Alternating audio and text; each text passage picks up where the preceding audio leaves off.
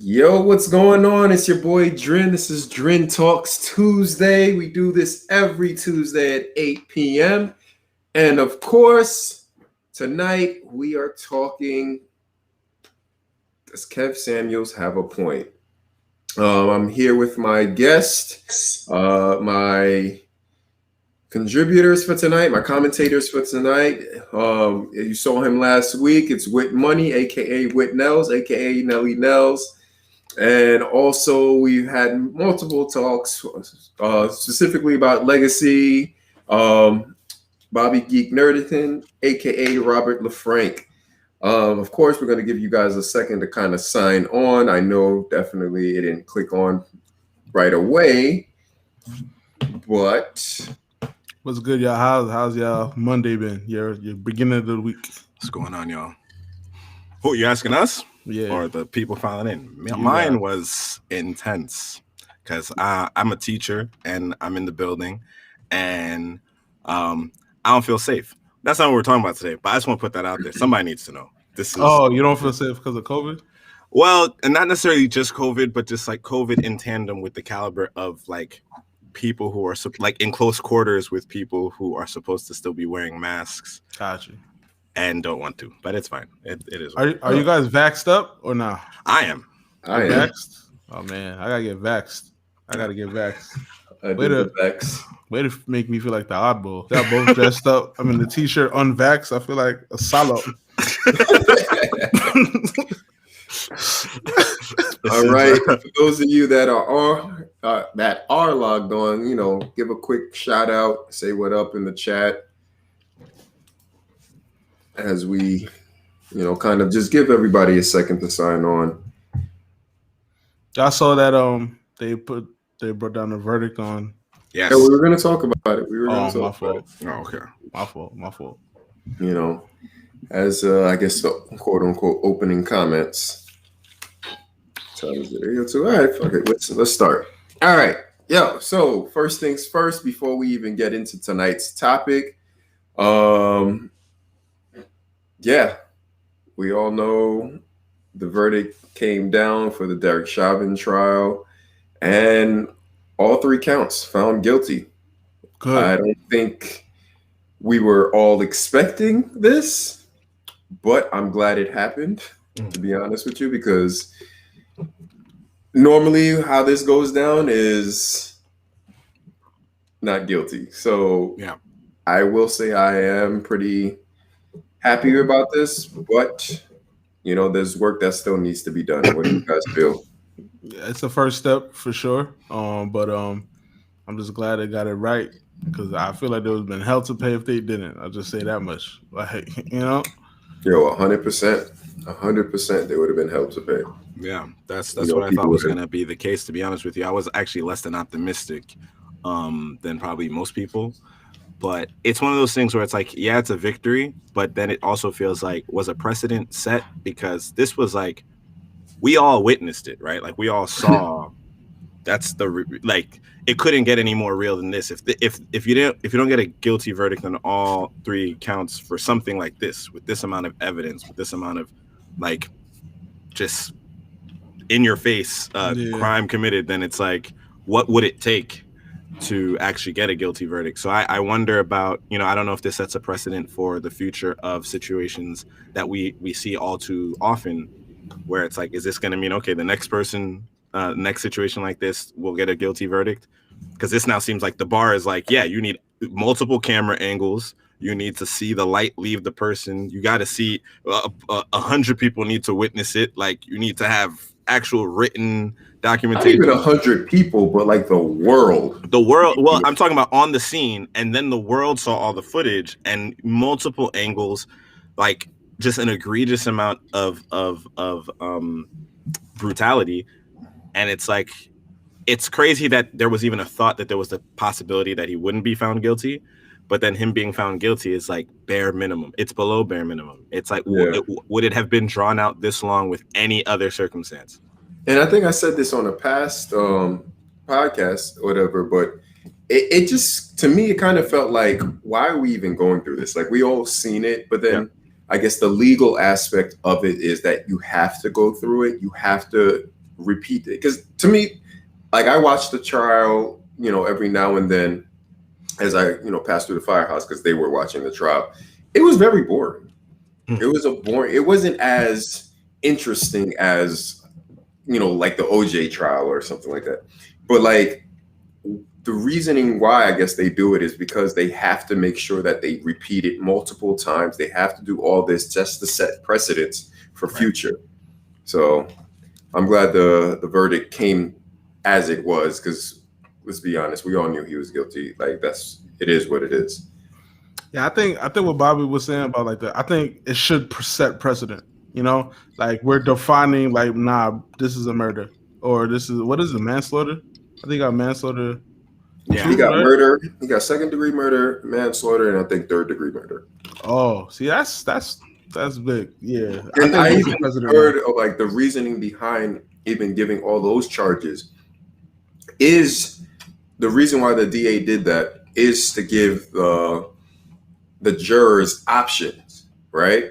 Because if they had just said, all right, no, 2nd-degree murder, he could have gotten off. Yeah. You know what I'm saying? But now because he gave you like, all right, if you don't think it's 2nd-degree murder, then you might be able to think it's manslaughter. If you don't think it's that, then you might be able to think it's 3rd-degree murder. Right. So I'm glad they found it on all 3 counts. So the man could be spending the rest of his natural life in jail. As he should be. So, because if it was any one of us, just, you know what I mean? Look, bro, we don't even got to talk about what they did to them 5 boys. You know what I mean? Like, yeah, he got to be out of here, no question. I'm glad the justice system didn't let us down this instance. Yeah. But like you said, yeah, just work still needs to be done. You know what I mean? Like this ain't the end. A lot more people. Pressure on their necks. Yeah. Sorry, the glasses is feeling real blurry right now. No. Wow. That's so much better. All right. So I guess let's dive in, why the people came in tonight, why they came to see. We are talking Kevin Samuels. So earlier not this week, but last week, Nels Witmon3y, he sent me a conversation, interview on the Joe Budden podcast with Kevin Samuels. For those of you that don't know who Kevin Samuels is, he is what they call why did I forget? Image consultant. Wow, I can't remember. He's an image consultant, i.e. dating, relationship advisor, or whatever. He's not a self-proclaimed relationship advisor, but he's an image consultant. And what he's been making, I guess, like a lot of, wow, why can't I think today? He's been making a lot of waves in social media because of what he's been saying about women, in essence, right? And a lot of women feel that he might be old-fashioned or whatever.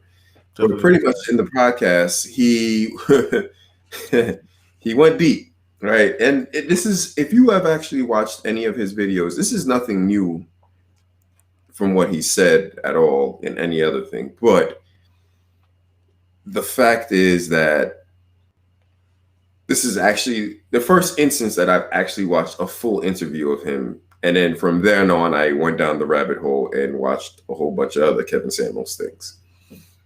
Now, we're going to talk about it, right?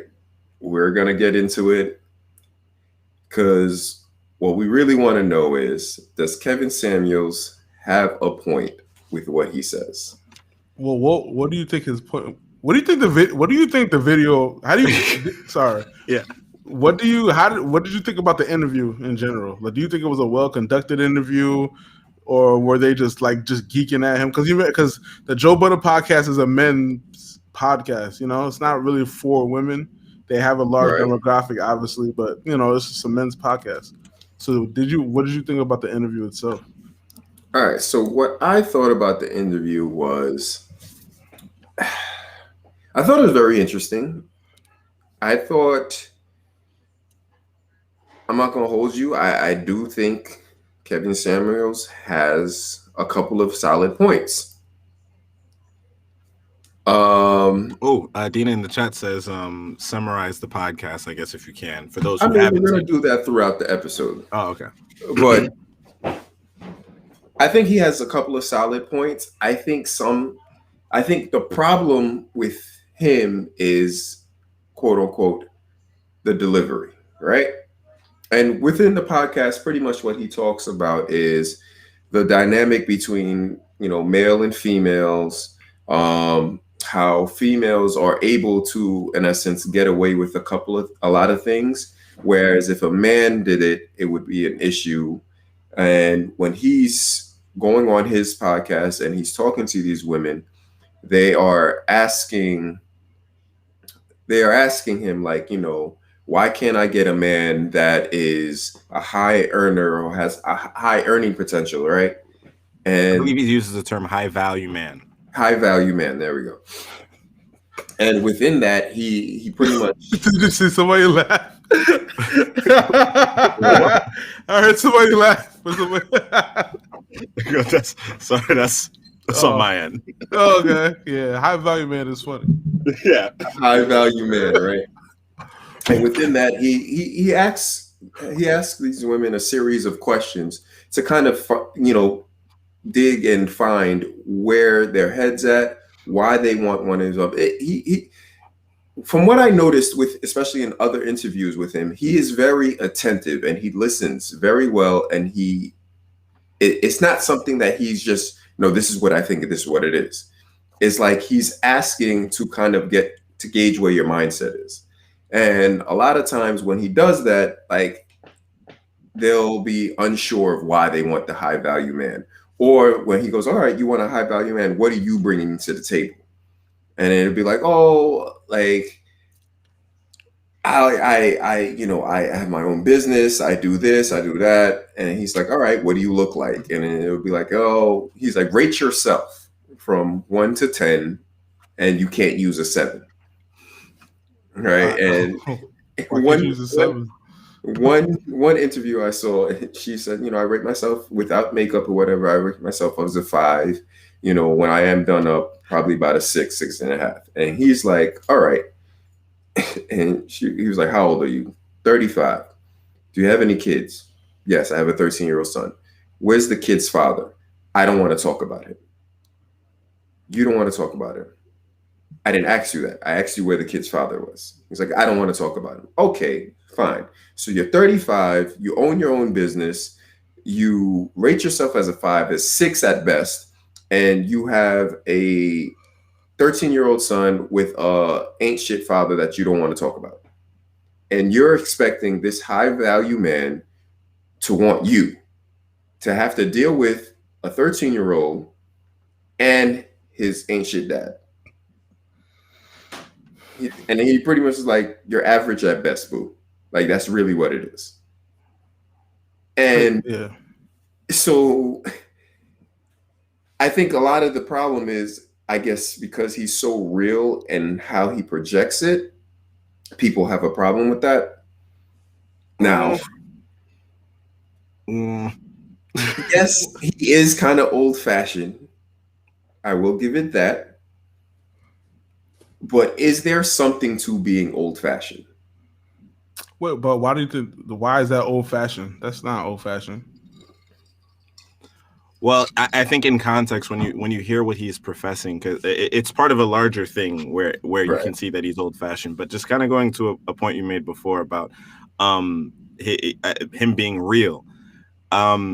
So obviously he's very direct in his delivery and he's sure of what he's saying. But I think the real thing that I would imagine people draw issue with has more to do with his terms and generalization. He oftentimes, if you watch his stuff, he very often says, that's the problem with you black women. Black women need to understand X. Black women can't understand, and this is what's messed up with all of you black. So the generalizations.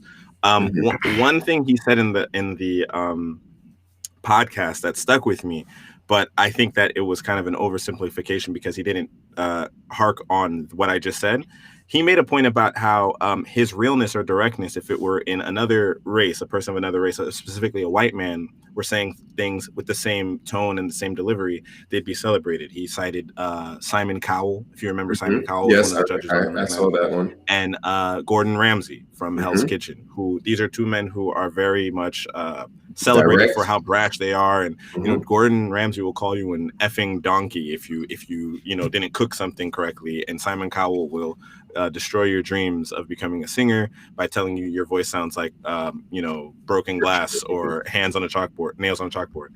But what I've noticed about those two, and it's not that I consume so much of their content, but they don't generalize a specific group when doing that. I'm pretty sure if Simon Cowell or Gordon Ramsay said to any of the groups the same type of criticisms, but if they said something along the lines of, and that's the problem with you Irish, or that's the problem with you Italians when it comes to cooking, you do all that, and it's like that changes the narrative.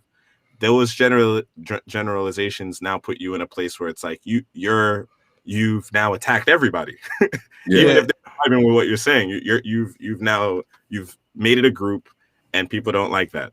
And he he does like a lot of like numbers, do your research, and it's just like when you're arguing with somebody that's not prepared for your narrative or agenda because he's pushing his own agenda.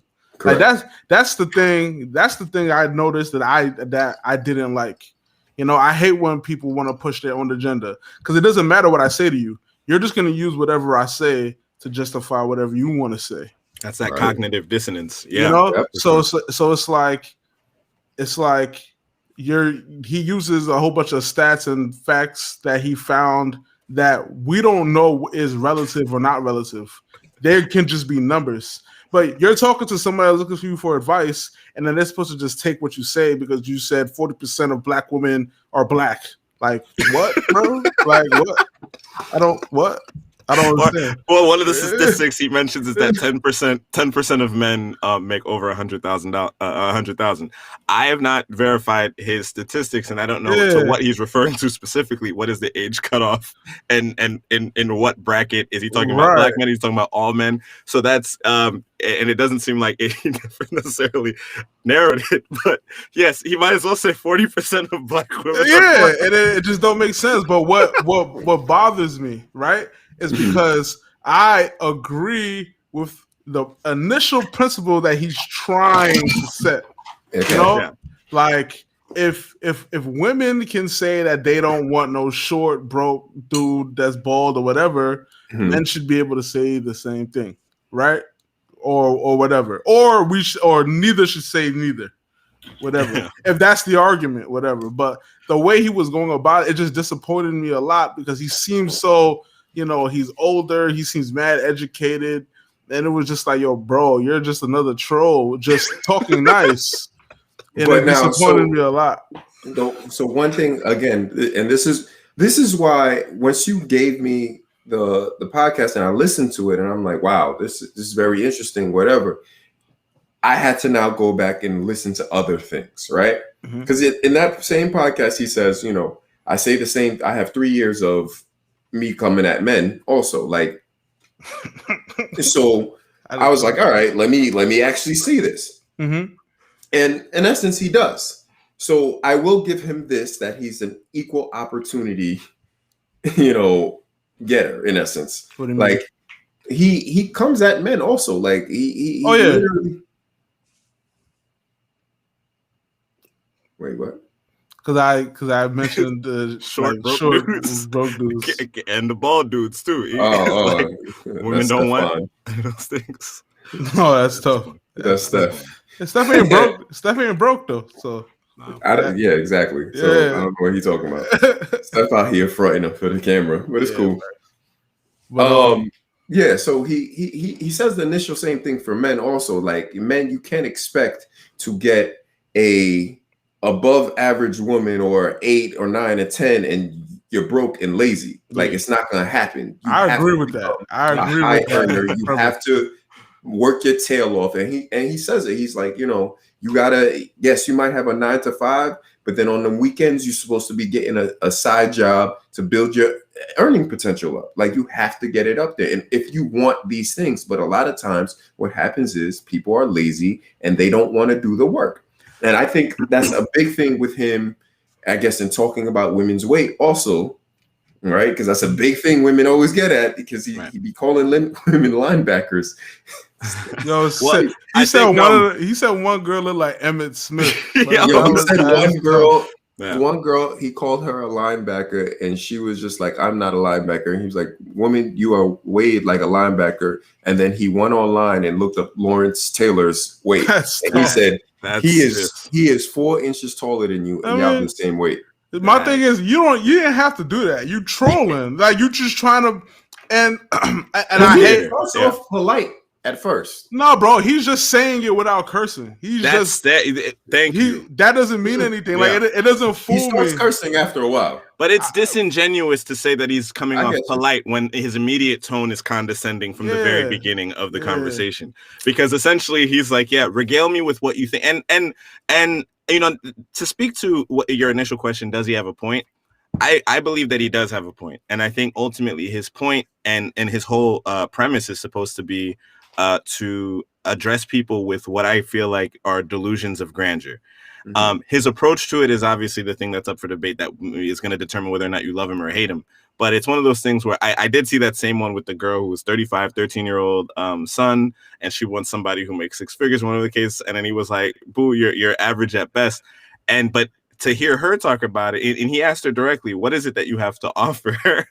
And what she started off the conversation with was that she doesn't want to deal with, she doesn't want to date down anymore, because when she dates down, she owns her own business, and men keep asking her if, you know, to be partners in her business or whatever, which she doesn't want. But when he asks her what she has to offer, she says, you know, well, I can help them grow their business. You know, I can plant. I don't know. She was talking about some other stuff that's like, and he was like, high value men don't care about those things. And that's why I say with delusions of grandeur, where I think he's on a crusade against this kind of conditioning that people of this generation have kind of fallen into, where it's like, you deserve what you want. Yes. And that is absent of reality. I agree with that. Like, wholeheartedly. Yeah. I'll be scrolling through Instagram, and I'll be seeing people talk about, like, if you care about her, cash app her $500. Why would I cash app you $500? If you care about her. You must not care about her, Nels. Yep. Why do I gotta cash app you? I don't care about her. I don't cash get app it. Me. But like, this is literally a culture. Like, this is literally happening, like, today. Yeah. You know what I mean? What like, did the kid call it? A simp? Or something? Yeah, you're a simp. Bro, what if Charlie grows up and to date a girl, he gotta be like, yo, dad, can I get $200 so I can't take this? I'll be like, you're bugging. Yeah. Bro, but that's what it is now. That's what everybody's doing now. Nah, you're bugging. Yeah, but that's what... This is why I say there's some value into his old school mind thinking. Right? Okay. Not to say that I don't agree that, like, women must be these submissive over, like, oh yes, master. Nah. I'm not looking for that. Well, let's discuss that for a second, because he made a point in the podcast where he mentioned how there's so many negative connotations associated with the term submissive. So even the comparison you just made, where it's like you say submissive and now it's like immediately associated with like slavery or something like that. Where I think as he goes further, and in the conversation with Joe Budden seemed very constructive, where submissive is supposed to be more associated with you know, allowing someone to take the lead. And in some of his other episodes, where it's like he'll ask a woman, you know, so who's supposed to lead? And it's like we both lead. And that's just not nature. That's not how, like, it's not two leaders. That's not what leading is. That's not what leading is. If you want to lead, you want to lead. But he said in the Joe Budden podcast, he's like, the difference between men and women, here's what it is. Watch Bear Grylls, Survival or whatever. They drop women and men on an island. One side had only men, one side had only women. By week 5, the men damn near created the internet, and they had a system where there was a leader. You know, everybody had their job roles, whereas week 5, the women are still trying to lead by committee. Mm-hmm. So it's like who's gonna be who's the direct leader? Yeah. See, but with things like that too, and he was saying a lot of things like that, I don't necessarily agree with today's men too, because he brought up a fire point, man, about how the men today may not be like the men today are being raised by women. Yeah, by women that and not the men or whatever. So it's just like men today probably like are lacking that kind of. But now think about it this way. He also said men today are being raised by the women, and the women that are complaining to him on the show are in essence raising the men that they complain about. Facts. Yeah. But so do we now agree with that premise? I think there's something there, bro. I ain't gonna. After I saw the whole thing, I had a conversation with my mom. It blew my mind. Ever since then, I've been like so. You know what I mean? I've been trying to. I go to the gym. It's 7 in the morning, right? And you know, I be coming home tired. My mom like, yo, take a day off. Da, da, da, da, da, da. And before I used to be like, yeah, my mom's the only one that care. Like she don't want to see me struggle. But then after that podcast, I was just like, yo, why are you being so soft? Stop being soft on me. That's not. Stop. But so now that's also different interactions between men and women, right? Because think about it in this context of raising a child, right? If you have a boy, you're raising a boy, your significant other might just be soft on that boy. Women for the most part, right? Not to say that it's always like this, but women for the most part are the nurturers.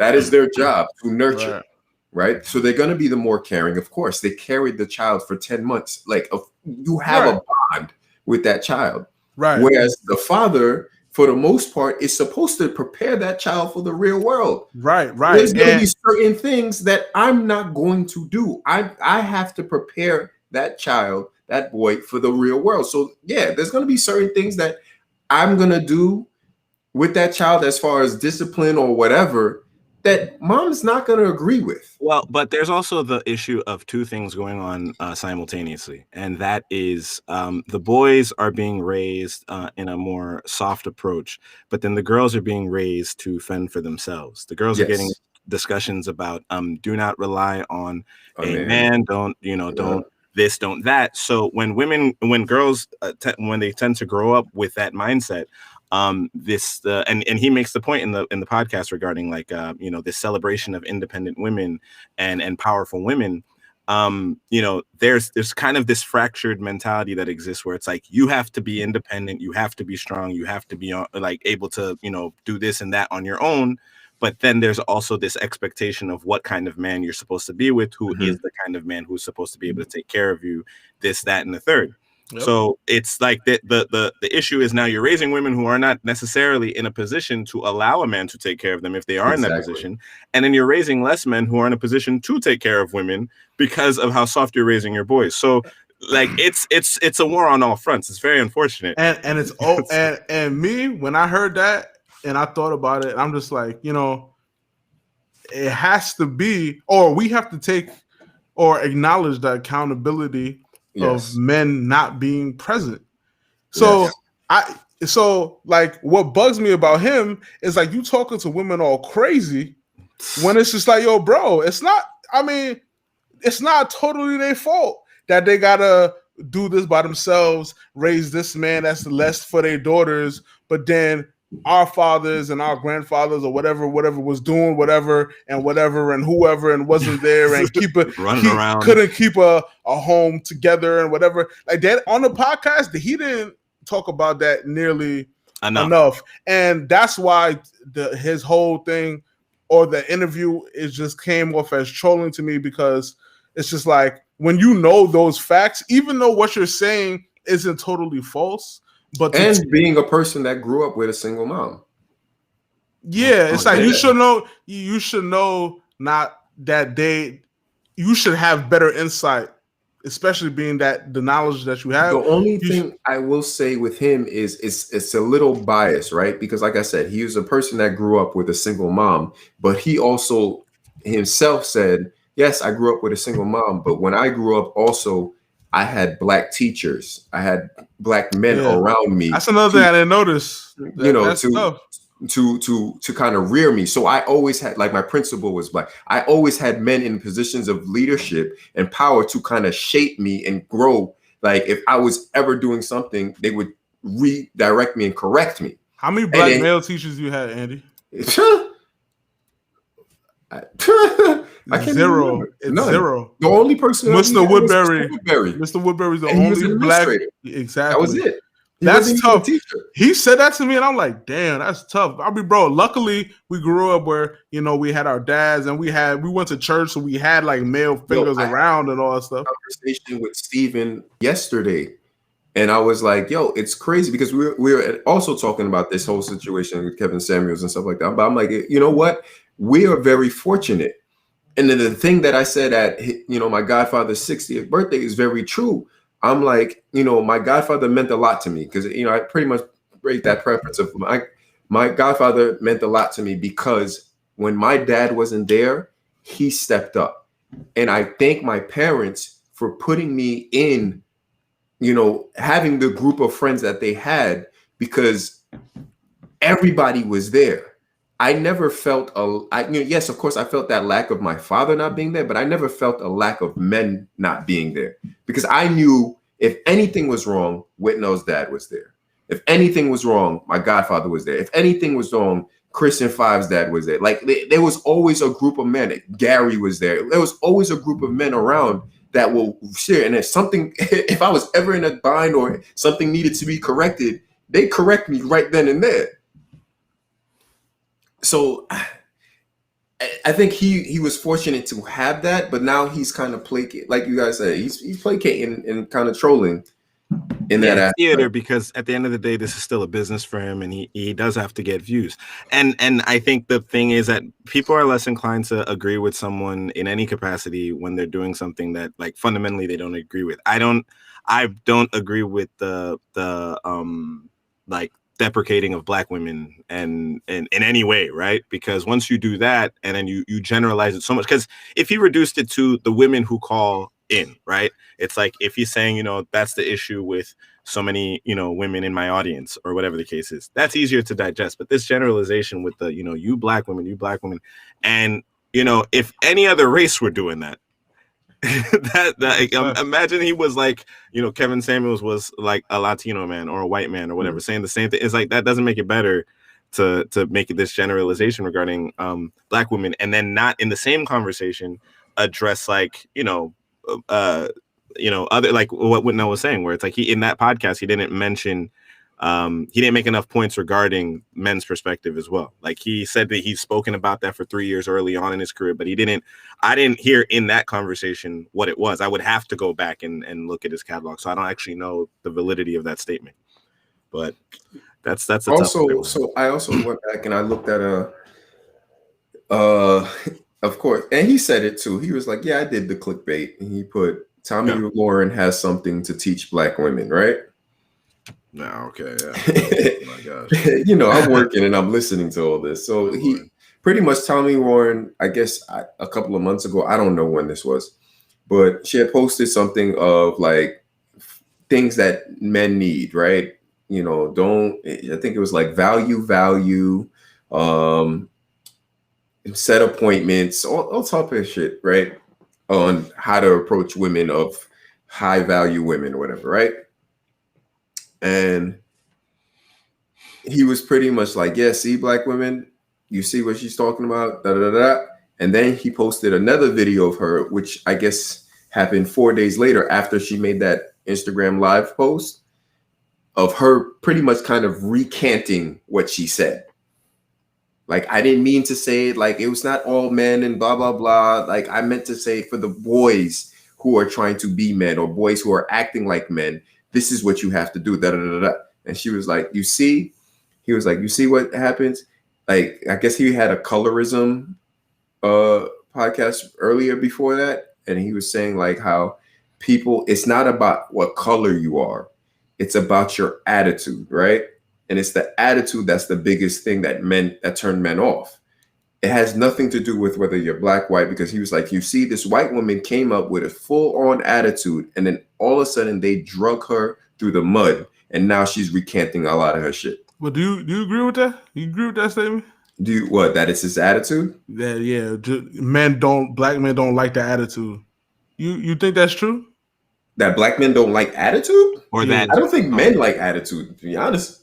I don't think that's true, bro. I mean, I get it, like it can be annoying, but there's guy if there's a girl that has zero attitude, a guy's not gonna choose her. I know no, guys. I'm not saying, so all right, let's qualify what's attitude. She got a little spice, we all know what black girls do, you know what I mean? She got a little edge to her, like she's just not gonna, Okay, so again, all right. So I don't know. a little spice. There's spice and there's attitude. By attitude, what are we talking about, right? No, seriously. So okay, well, like if we use qualifiers, right, we could talk about attitude is a negative thing in terms of like obviously it's usually depicted as disrespectful.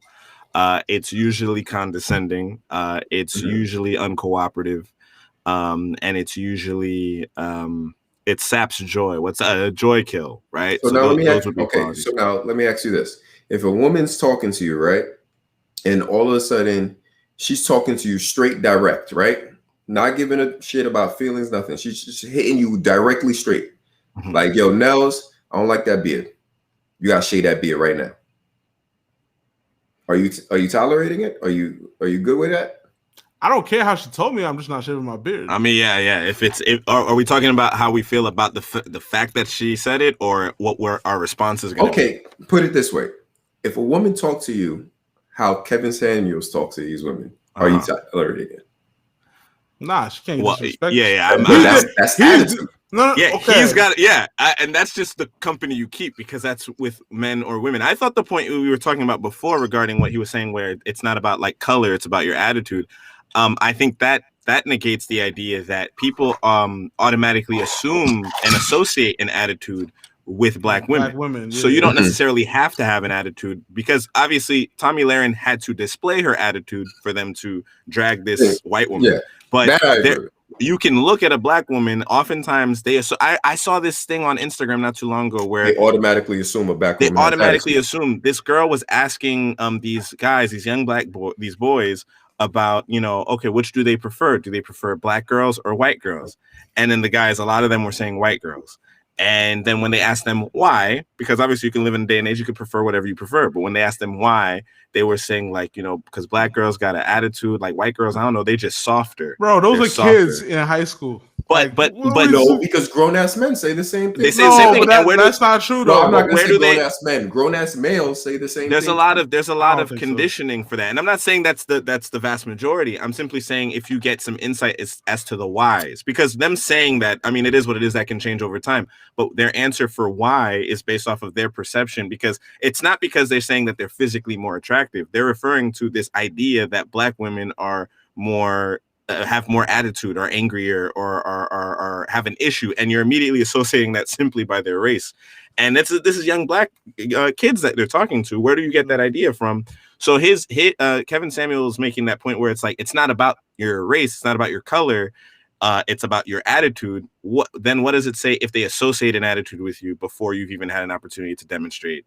I mean, that's just how it's been like pushed on us, all the movies and shows and everything. He doesn't account for that. He doesn't account for the conditioning. A lot of people are, and but I'm not saying it's true or false, like, because it doesn't. I just think the statement that guys don't want women with attitude, so that's why they prefer white women. I don't think that statement is a true statement, like, because you how do I say this? I just know plenty. I know plenty of men, my friends. They have girlfriends and wives that they fall under. They fall under, like, under what? Like, they can have an attitude. potentially. Whenever so stop laughing at me. I'm sorry, I love how you try to qualify it. This guy walking on eggshells to be like, because they don't, eyes. But they should. I don't think they shouldn't. Like if somebody, bro, if somebody approaches my sister crazy, talk to them crazy, and if they talk to you crazy back, I'm on the way with 50 deep. Anybody can have an attitude. That's the thing. Yeah, and you know what I mean? Like I don't care if I had a girl and she had an attitude with me because of whatever. It's just like whatever. I'm a grown man. Your attitude not gonna do nothing to me. You know what I'm saying? But all things being equal, I think that when people are like actually genuinely, when someone is trying to describe someone as having a bad attitude, I think there's a couple of factors of why that would be a description as opposed to like instances where it's warranted. I think it's something like someone who is consistently negative, consistently hard to work with. Yeah. I mean, even outside of a relationship standpoint, you might have worked with somebody who has an attitude. And then if you are now put on a project with this person who is described as having an attitude, you're not going to want to work with this person because you know it's going to be a bad time. It's going to be a drag. So is that what you think that's what he's labeling all black women? Is that what it is? Like that level of attitude? I don't know if he's labeling all black women as that, but I think he's saying that he's made points where it's like black women, again, with the generalization, think that they can have that kind of attitude or that kind of demeanor as being someone who is uncooperative, can't be worked with, and still expect to find somebody that they want in the same way. So I don't think it's necessarily saying they have to be totally docile. It's saying that they can have that attitude and still expect somebody that they want in the same way, and that person not be able to buck back. Also. Mind you, that attitude is their personality. And I think that's how he's talking about. Well, I mean, so I feel like that's just all black women are not like that. But no, they're not. Point. Yeah, so no, like, not at all. You're just retarded for saying that. Maybe exactly. And a lot of people, and with people like him who profess these things online, a lot of people continue to assume these things of black women. And I think, what was it? Dina put in the chat, the angry black woman stereotype, that there's also the stereotype of the angry black man. So, you know, these things, I don't think those things necessarily help the conversation because of his generalizations. I do think he has a responsibility to frame his wording a little differently, considering he has his platform. But, I mean, who am I to say anything? I don't know. Listen, man, I love black women. Go black women. Black women. Yes, black are lit. No matter what. My mom's black. Now, what do you think? Black. What do you think to the point where he says, you know, black women often complain that black men don't want to date black men? I mean, excuse me. Well, black men don't want to date black women because of that. Oh, they say the attitude and stuff like that. Yeah, I don't agree with that. I think that's false. Like, bro, he also disagrees with that too. Mm-hmm. Oh, okay. Yeah, where he like, I don't. Again, we're not qualifying his statistics, but he brought up his statistics that most black men want to date a black woman, but black women don't want them. I don't know. I'm not saying one way or the other, but I don't know if there are studies on that type of thing, because I do feel like, especially in today's society, there is a celebration of interracial relationships, especially in media, as you'll see. If you refer to people, and I know he's not really speaking about this demographic, but if you look at entertainers, for example, which for a lot of our black youth are the pinnacle of success, you'll see that a lot of athletes and a lot of musicians are in interracial relationships. They get white women. I remember looking at, you guys know, like the richest black man in the world, a billionaire. I forgot his name at the moment, but he was with a black woman initially. And now I think, they got divorced and he's with a Playboy bunny, a white woman. So this is like a thing that you see play out. How often does that happen? I can't speak to that. That's another, not to interrupt you. No, go ahead. But that's another thing too, when we watch all of these things, that I believe that we should be desensitizing. When these people are talking, they're talking about their own culture. We're not a part of we're not a part of Kevin Samuels and Joe Budden and whoever. We're not part of. They are rich and they have a different aspect to life than we do. Mm-hmm. But I feel like so many people just watch them and they talk like as if they're talking to them, where like we can't relate. Like, you know what I mean? Like Kevin Samuels isn't even speaking his whole thing is he deals in men who make over $100,000 and well over $100,000. That's the whole basis and premise of what he's approaching when talking to these women who are saying, I want a man like that. And I think in some of his things, he's basically like, what's wrong with the men that you do qualify for, which are the men who make less than $100,000. But that goes to show, like, yeah, that goes. I feel like that's just a testament to like the kind of society or world that we are now in, especially with the social media. Yeah, I know. Says that too. Yeah, it's not. He's not. I don't disagree with everything he's saying. I think he's just a troll, and I'm disappointed because he had good things that like I want that I'd be like, yeah, bro, we speak up. But then when you just, you give room for people to when you have stones in your or cracks in your thing, it's just like, damn, you're gonna get torn down eventually. And then now we don't got nothing. I mean, you gotta be perfect to be whatever. Like, to not perfect, but I'm just saying, like, I pick apart the faults and you gotta work on the faults so you can make your point, drive any kind of point home. So those are his faults. It's not like I don't like him, even though it's like I think he's a little bit of a troll and I don't like that. Mm-hmm. But his points and like where he's coming from and what he wants to do for the betterment of relationships for people as a whole, I totally agree with. I totally believe that we all should stop looking to Instagram, of course, for a relationship. We know social media is just not fake. Real. Yeah, it's just fake. Like, I think I was watching something the other day. It might have been the Joe Budden podcast again, but I was watching something again, and they were talking about no, it wasn't Joe. Oh no, it was Kadeem and Deval and the Kadeem, whatever. Dead ass podcast. Yeah, they were talking about how like nowadays if you're gonna propose to your girl, it has to be like a big spectacle on Instagram because that's what the culture is. But 10 years ago, you could have just did something nice for your girl and she would have been amazed by it or whatever the case is. But now it's going to hold back a relationship because now you got to save up a little bit more for it and all this stuff just to please and have fun on something that is just artificial.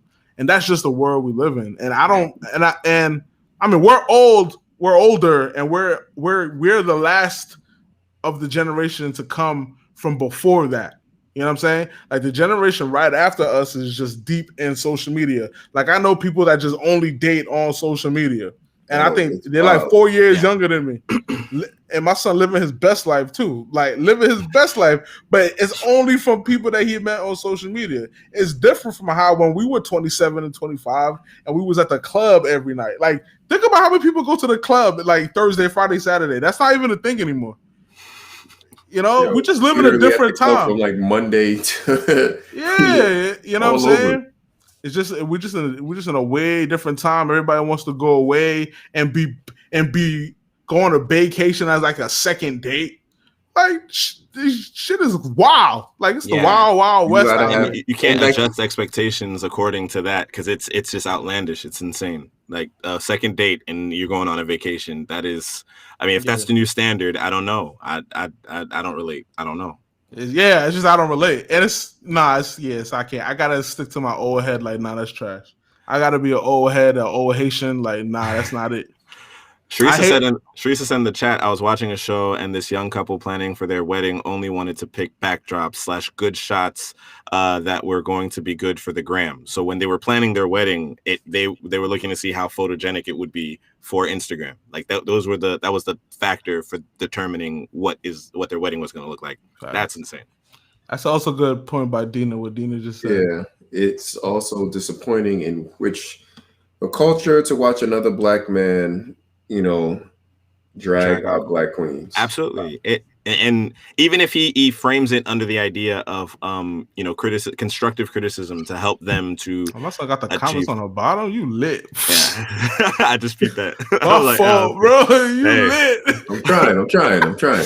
But yeah, it is disappointing. I'm happy you used that word, Witna, about how disappointing it was to see him doing that, and Dina said the same thing, because it's at the end of the day, no matter how many good points you're making, with that lens, it's hard for anybody to just come out and be like, I agree. Even though that one guy on Joe Budden's podcast was just on him, like, yes, this man. But that's why I wanted to ask about how y'all thought about the interview. I tell you, bro, I love the Joe Budden podcast, bro. Joe Budden is like one of my favorite entertainers. When I tell you, I was just like, damn, bro, you were on this dude's meat like he was your crush. All of them was just sitting there just like, drooling. It was yo, crazy. bro. Nobody could stand up to him. Like, that was a trash interview, and he thought it was good. I think had the most like instances where he was trying to be more objective, but then the other guy was there. Kind of what he's saying, it's like he so agrees with this guy. He was hanging on every word he said. Yeah, bro. And there's no way to look at that and not see like, wow, this guy looked like he must have been hurt by some lady in a past. It's because he's older. He's the same. He's almost like they're the same age. Yeah. So he's older and he subscribes. You know, like older dudes. Oh, Teresa said that one guy tried, the bald guy with the glasses who was sitting up on the stool. Yeah. He tried to say something. He was the most that was really going like, I have to push back on that. He was the most person that said that. They're always just standing quiet. I know Parks. I don't think Parks agreed, but like I said, they were all so afraid. Nobody wanted to offend him or something. But Kevin Samuels, he does this thing where he asks a question that's so open-ended and so broad, so it trips you up when you're talking. It's like a conversational like tactic that you use in order to dominate the argument. It's also if you watch debaters, right, and you know how to actually debate, the best part about debating is actually listening to what people say. Right. So because he sits there, if you really watch his body language and he listens attentively. So at that point, he picks apart everything that you're about to say, and then he has his own research data, whatever. But he sets you up for that, and then see that's the difference between a debate and a conversation, because it seems like his intention is to win the conversation, making it a debate. Because when you ask somebody something like, and I'm not even talking about the women, I was talking about like, you know, the guy who was basically making points like pushing back on it a bit. He had when he said, you know, but there's women out there who do what they got to do in order to provide for their families, and it was like, okay, where do they get that from? Where do First of all, what are you asking? Where do they get their money from? Where do they get the mentality from? Where do they get the drive from? I don't know what you're asking me right now. And then the guy is tripped up. He's like, well, you know, they do what they got to do. They get it from a man because the government is a man. And I'm like, oh, bro, you sound crazy, bro. Like, come on. That has nothing to do with nothing. With that point, though, because it was kind of confusing because what he was trying to say is like, okay, fine. If it's not a man providing it for it, then at that point, you're going off government assistance. But in the same concept, like, even if where's that man getting the money from? He has to go to work from somebody else. Whether he owns his own business or he works for somebody. If he works for somebody, he's technically getting it from another man. In a sense, I don't, because I was like, is he trying to make a point that like men are out here hunting and foraging for food? No. He was trying to say he was talking to the point about like the women that say that they don't need a man because. Like him saying that women are out here getting it suggests that they're getting it and they're independent and they don't need men, like those type of women. Right. But it's just like now you're like boxing women in. Right. Right. Like, no, there is a group of women that do feel like they don't need men, and I understand that. But women in general, hate that messaging though. But I hate that messaging. But go ahead. What messaging? I'm sorry. I don't need a man. Oh, like when women say it. I understand you don't need a man, but go ahead.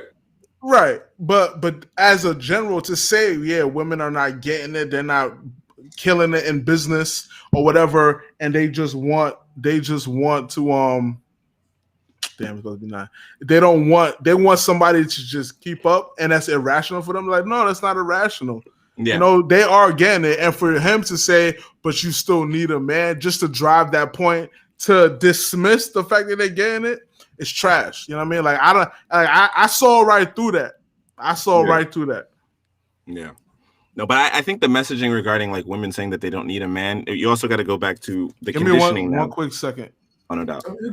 But you got to go back to the conditioning that I mentioned earlier, which is that this idea of independence, so that you are not considered, you know, like a lot of women I've witnessed, like their mothers or grandmothers who literally needed a man. Like if the husband died, they didn't even know what their bank account was. They didn't know anything.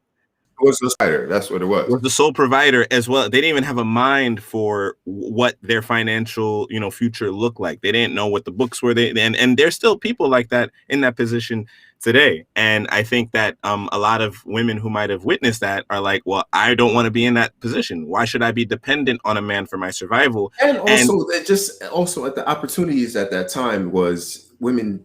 There wasn't many opportunities for women, whereas now the other part. Women are high earners, women are working, women are educated. They can do their own thing, so they don't, in essence, need a man to take care of them. Right. But the messaging that I don't like is like, I don't need a man. Fine. Yes. Cool. Yeah. I believe you don't. Yes, you don't need a man to take care of you. I 100% agree with that. You should know how to take care of yourself. Right. By all means. But in the same thing, when you want a relationship, in essence, you need a help me. You need a man. You need somebody there, whether it be for emotional purposes or whatever. But it's not that you need somebody to take care of you. Yeah. By all means, if you want companionship, you shouldn't say I don't need a man, because then you would need a man for that companionship. I mean, period. Yeah. I mean, unless of course, today's day and age, we are, Yeah. Well, if you like women, fine. That's what you like. But you're not going to say I don't need a woman. You're going to say for companionship, you need another person. Yeah. And for another person, you need, like, you can't say I don't need another person, essentially, right? And that's something that I think a lot of the women who do call in, because as much as we can talk about his flaws and pitfalls with him, a lot of the people who do call him are a little nuts. And just a little bit. If not nuts enough to even call this man in the first place, because if you watch his show, why are you calling him? He's about to embarrass you on stage. And what's crazy part? Steven was like, sometimes I think this shit is fake, because I don't get why these girls it is fake. It is fake, though. It is fake. It's like, why are these girls calling to get yelled at or disrespected? It's crazy. It's 1,000% fake. I don't. And how could you have a consistent series of this where your advice seems to be pretty straightforward from the beginning? It's very simple. So if you're over 30 or 35, why would you call this man? He's pretty much told you what the rules are at this point, because his idea is high earners or high value men do not want women over a certain age, do not want women who earn a lot of money, and also don't want women with kids. They want women who are agreeable, usually young, and can, I guess, bear them children, have childbearing hips. I don't know. There's something like that. And pretty much. If not, you would have to be an 8 or above in looks and have no children.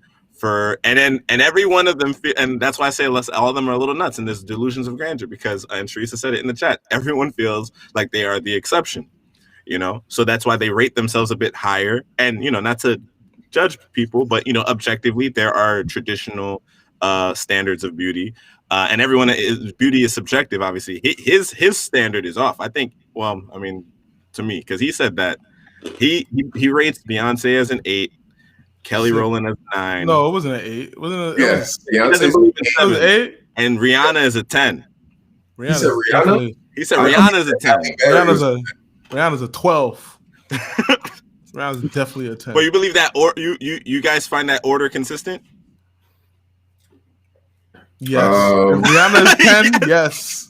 If Halle Berry's a 10, that makes sense to me. Yeah, Beyonce could be an 8. Like, I guess. I'm not even talking about. I would put. Oh my gosh! Gina said, "How dare he?" I forgot about Beyonce at the 10 part. Beyonce's family. He said somebody was trash. I forgot. I'm trying to think. So he said somebody was like, he said Saweetie was like a 6. A 6. Yeah, that was tough. That's crazy. Did he say tough. No? He said didn't he say she was a 3? No. He said it was 6. He said he was a cool. Go ahead. I think he said like Saweetie was a 6 at best or some shit like that. Nah, he said she was a 6 that can get to an 8 or something like that. Yeah, some shit like that. Like, I felt like it was lower. I really felt like he rated her lower. There was a lot of outrage, because if she's a 6 and Beyonce's an 8, why are they so mad? Because I really feel like they're both 10s. Like, you know what I mean? Oh, okay. I don't know about respect. But I get it. I get the whole makeup thing and all that stuff. That's where he's coming from. Like, if you have to put on makeup, he's already taking points off that. Yeah, that's him and whatever. Yeah, like, That's a big thing for him. He's like, you know, if you feel like you need makeup, then whatever. But he's still gonna look at. He gonna look. But that assumes a lot, right? Because it's like, okay, because a lot of guys, and I know a lot of guys personally who say they don't want girls with makeup, but then it's like they'll point to girls on Instagram who just have very well done makeup. The look is just to look natural. The guys mean they don't want a girl to look like Ringling Brothers, Barnum and Bailey, you know, like they don't want that all that clown whatever extra thing. But that's also the stupidity of gentlemen too. The stupidity of guys where they think that girls who have that natural look on Instagram or whatever don't have makeup on. Like it is what like, yo, some people be like, yo, I only want a girl that don't wear no makeup. And then, like you said, you see the pictures that they look at and like, look, she don't got no makeup. And you look at it. Oh, damn. Lost you. Oh, wow. I was going to say, Sharissa said all the women he named wear makeup all the time. And yeah, he just listed some women and they wear makeup anyway. And everybody you watch in movies and television shows, if you look at a woman on there and you're like, wow, see, yeah, she's beautiful. They got makeup. Everybody got makeup on. Everybody got makeup on. Yeah. So that's good. But I get it. I get the whole. I know there's people that come from that stance. Me personally, bro, if you just look good, you look good. Whatever it is. Like, I mean, right? That's like saying, oh, does a guy look good without a haircut? Yeah, like so. He didn't have the fresh cut, so he can't. If I don't got the fresh cut, then I'm an 8, a 10, a 9, a 2, a 4. I don't know. Who am I at this point? Whatever. And yeah, he speaks in absolutes, and people don't like that already. But then he makes these generalizations regarding race, and I guess as a black man, it is, you know, he feels like he's in a position to do that, but he says entirely too much, like problematic stuff. I mean, Dina said it. He's problematic. Oh, okay, Dina just said he'll be back soon. I guess it's our show now, but you got to go, right? Well, nah, it's all right. Because all right, but yeah, I thought I really agree with your point about how the interview was conducted, because he pretty much took over the interview. And I don't even watch Joe Budden's podcast like that, but I feel like wouldn't he be talking more? It'd be more of a back and forth. It felt like an episode of his show, yeah. And then when they were chiming in, he was like, "Let me say this." He was like, "Let me shut y'all down and take over your whole platform." Yeah, it's like he reeled them in with the idea for men to deserve better. Right. Obviously, like, you know, we want to deserve better. I want to deserve better. Yeah, right. But then it's just like the way he went about it and all that stuff is just. It's just like, man, that's it's sending the wrong. It's just sending not the right message for the betterment of everybody. But again, I feel like his taste or his preferred women or male is not ours, you know, because he's a lot older. Yeah, you know, maybe now he's a lot wealthier and he's dealing with, like you said, way wealthier guys. Yeah, and you know, like they got to deal with, because I know these guys, they literally have to deal with women that don't have anything all of the time. Yo, guys, I'm sorry. No worries. It seemed like my internet gave out, so I'm not even sure if the chat or anybody saw that. Yeah, no, I think so, because it looked like people were still. It says I'm on air still, and that we're live. And when you disappeared, your manager chimed in. So. Okay, cool. Yeah, no worries. Well, actually, no. Wait, is it live still? Oh yeah, it is. I'm looking right at it.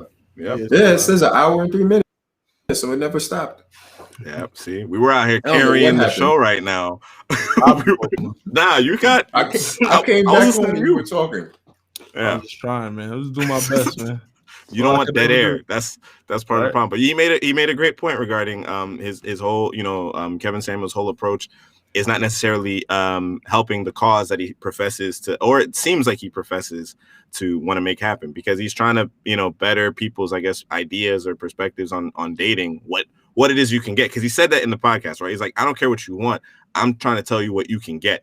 Mm-hmm. And I understand that dose of reality, because like I said, a lot of the people who call into his show, they need that healthy dose of reality, because there is a reality to what it is that you can get in this dating pool if you just take a step back and you do look at one statistic that I don't know if he mentioned it, but it is a real statistic where there are more women on the planet than there are men.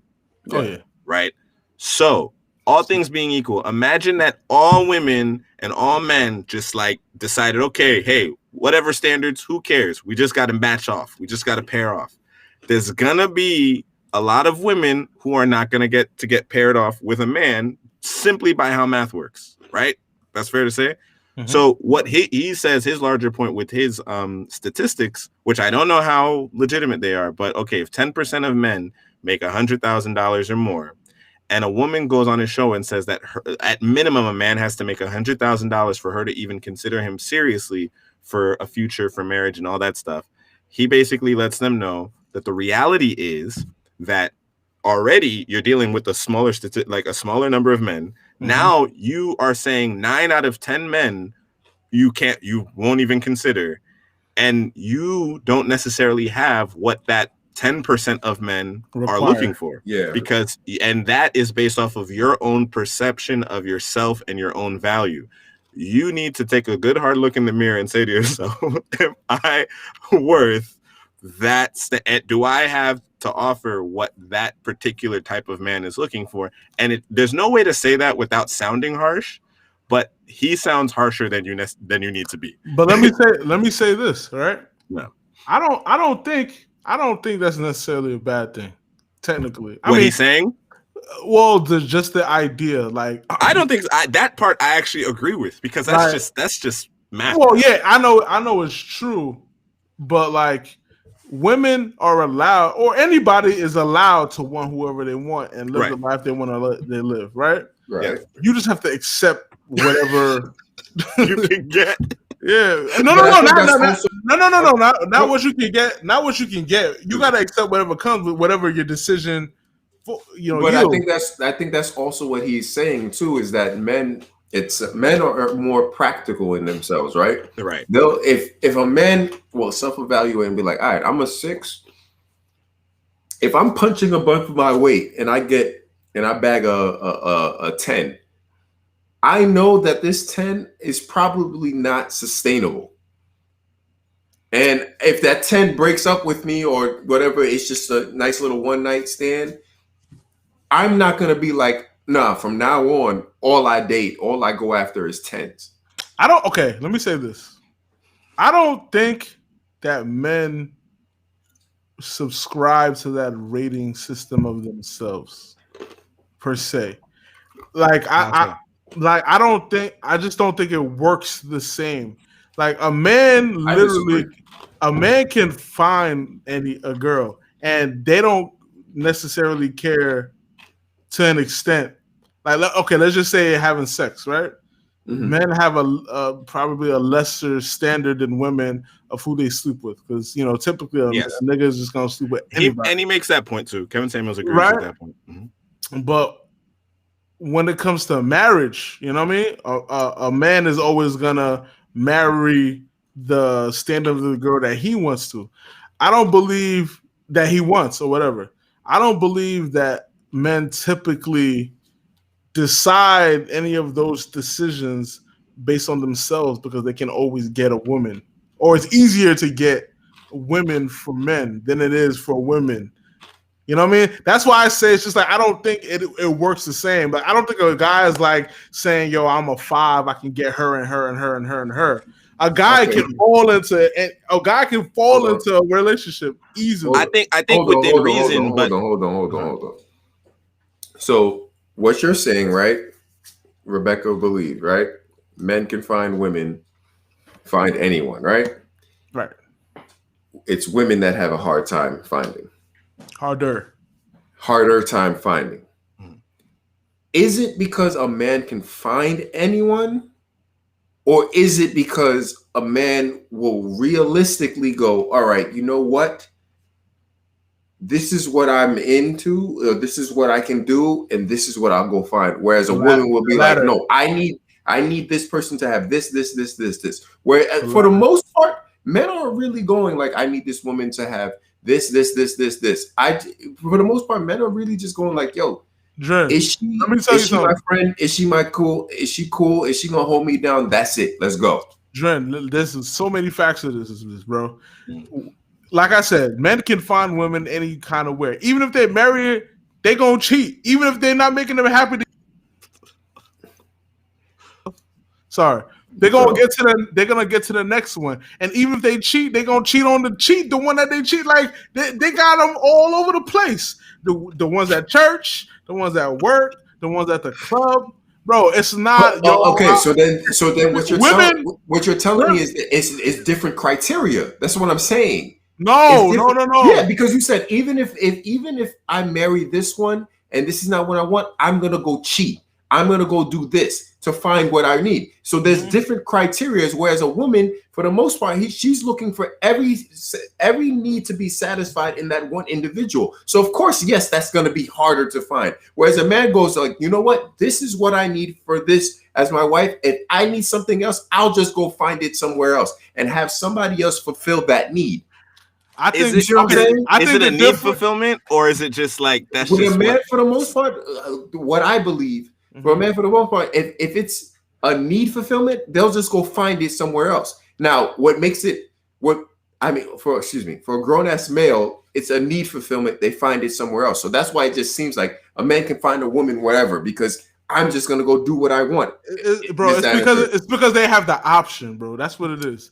The option, yes. If men had limited options like women, then they would be just as picky to find the perfect one. I think it's the criteria, because think about it this way, right? Now we talking. Now we potting, by the way.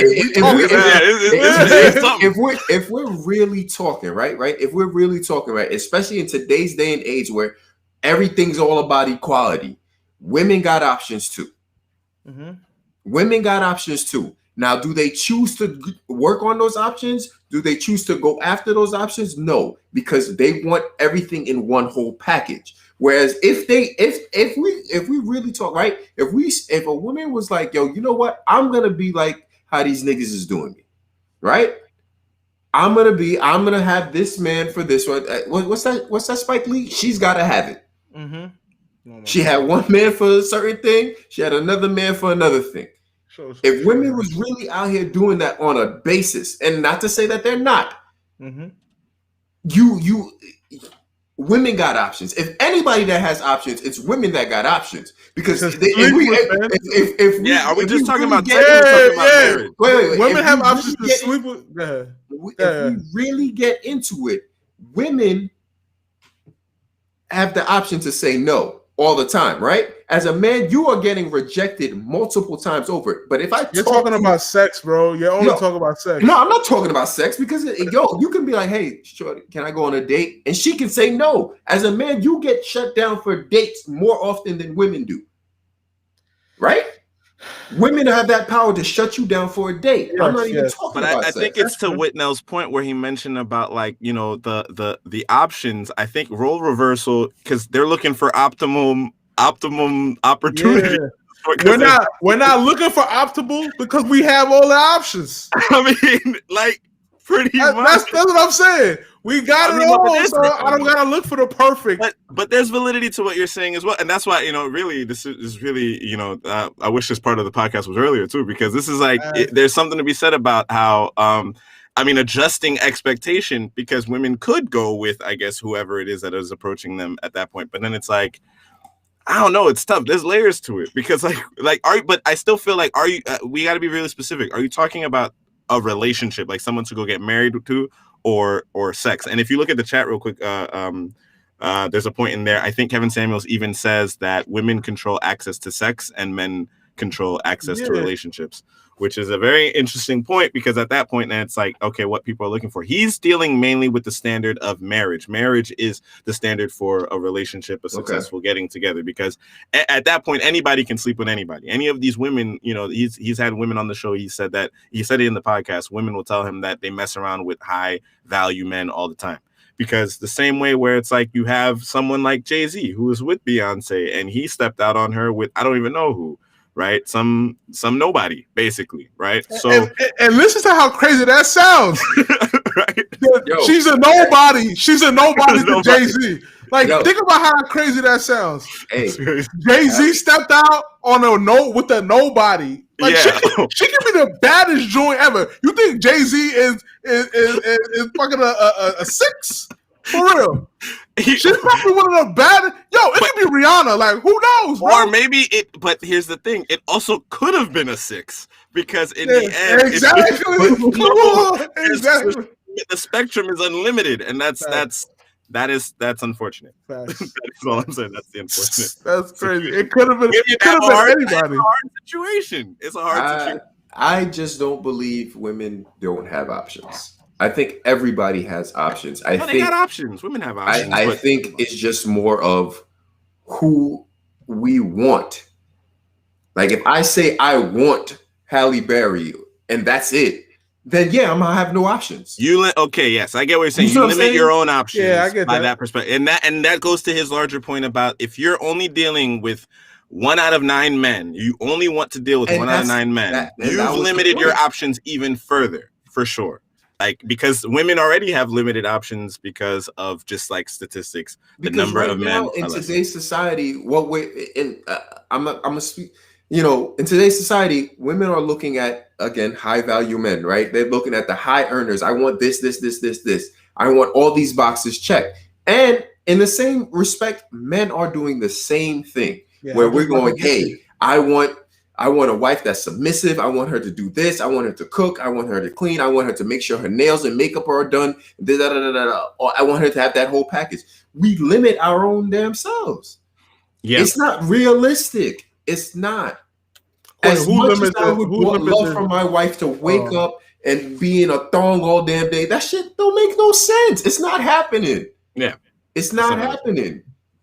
Why would you want her to be in a thong all day? And especially when I mean, if that's what floats your boat. And then you're gonna take her to the hospital when she's sick and you gotta pay the bill. That don't even make sense. Like, well, he also makes a very important point in the podcast and on his show in general, which is the idea that marriage is not about happiness; it's about duty, and that is something that I actually did vibe with because I feel like in the end, you're not gonna find your source of happiness is not gonna be from marriage was a contract. There it is. I mean, it's a contract, obviously, in the actual social and socioeconomic norms, but also even if you look at it from the perspective of the biblical perspective, which I think he does reference a lot, which is that it's that covenant. It's not a promise of happiness or it's not a source of joy necessarily. It's one of duty, and I do agree with that perspective because that's something you work on. And you compromise and you continue to try to build upon that, but it's not going to be your source of happiness. I forget where, but the Bible says if you can, don't stay get single. Married. Yeah. Paul, it was Paul who said that. I think he was like, "Hey, I wish all y'all could be like me and stay single. But if y'all need to do the dirty, then you should do it in a way that God could agree with and get married." And it was in one of his letters. Being in a relationship ain't it's not for everybody. It ain't for the weak. No, bro, it's not for the weak. It's not for the weak. And the women who call in want to get married. They want to have kids. And I think that it's just like there's this weird duality when you watch his stuff because it's like he's saying something that makes sense, and then he'll hit you with the curveball of like, you black women and you dumb no, I can't watch it anymore. Shameful. Like, but he's saying something that's like, you was good. Yeah, I was points that you said was straight. And he's like, you guys, like they he asked them, what do you want? They want to be happy. They want this, they want that. And he makes a point about like there's two approaches to marriage in his view, right? Which is that there is the partnership and then there is that kind of subscribing to traditional gender roles, which is a woman who's more submissive and a husband who's the earner and the all this and that, whatever. So if he's talking to someone who would like be self-described as like an alpha female or something, someone who's like not trying to submit this, that, and the third, but you want a high earner, you want a high value man. You want a leader man. You want a man who is built to be a leader, essentially, but then you are admitting that you're not in a position where like personality wise, you're not equipped to follow, right? So he'll speak to that as well. He speaks to the idea of, obviously what women would have to offer regarding getting a high performance. Just to touch on that topic, right? Yeah. You are a quote unquote alpha female, right? But you want a male to be a man to be a leader and, whatever. Does this touch on fragile male ego though? How so? How would you think? Because just the duality of it, right? Mm-hmm. If we're going to be talking about how women need to be submissive and all that stuff, and how he comes at these women like he doesn't need to say all this stuff like that. In essence, we should also talk about fragile male ego, whereas just because this woman is an alpha male, because the way I see it, excuse me, and y'all could drag me through the mud for this topic, whatever. I'm about to. Damn, what was his energy last week? That's tough. Anyway, go ahead. I'll tell you after. But, y'all could drag me to the mud. I honestly believe women want to be submissive to their partner. I believe that. Okay, now, submissive, I'm not talking about the whole slavery, I'm going to do whatever my husband says, or whatever nonsense. I honestly believe that. But I think also with this generation of men, and partly why I even made this thing, is that fragile male ego says, oh my God, she's an alpha female. She's doing all this. She's doing all that. She's doing this, whatever. She's telling me what to do and I can't take this. She got an attitude, right? We go back to this whole attitude thing. And then now she's undesirable. Whereas if you were a man who sat in your manhood, sat in your manness, like her being an alpha female wouldn't affect you. Well, you'd have to define alpha female and in more plain terms, and I think it speaks to one of the parameters we set early on in the conversation about attitude is uncooperative. And what happens is, I don't know if it's an indictment of male fragile male ego, but I think if you are going for a high value man, quote unquote high value man, who and you're subscribing to the traditional gender roles in your relationship because you want a man who is going to essentially be the breadwinner, take care of you, like have to check all those boxes you mentioned, not just making the money, but also as the one who's going to kind of be like, you're essentially describing the leader, but your alpha female status makes it that you have a hard time following, then you probably would be better served to have the partnership. Right. And that's where the fragmentation comes from. There's like a fracture in the idea of like, you want to be,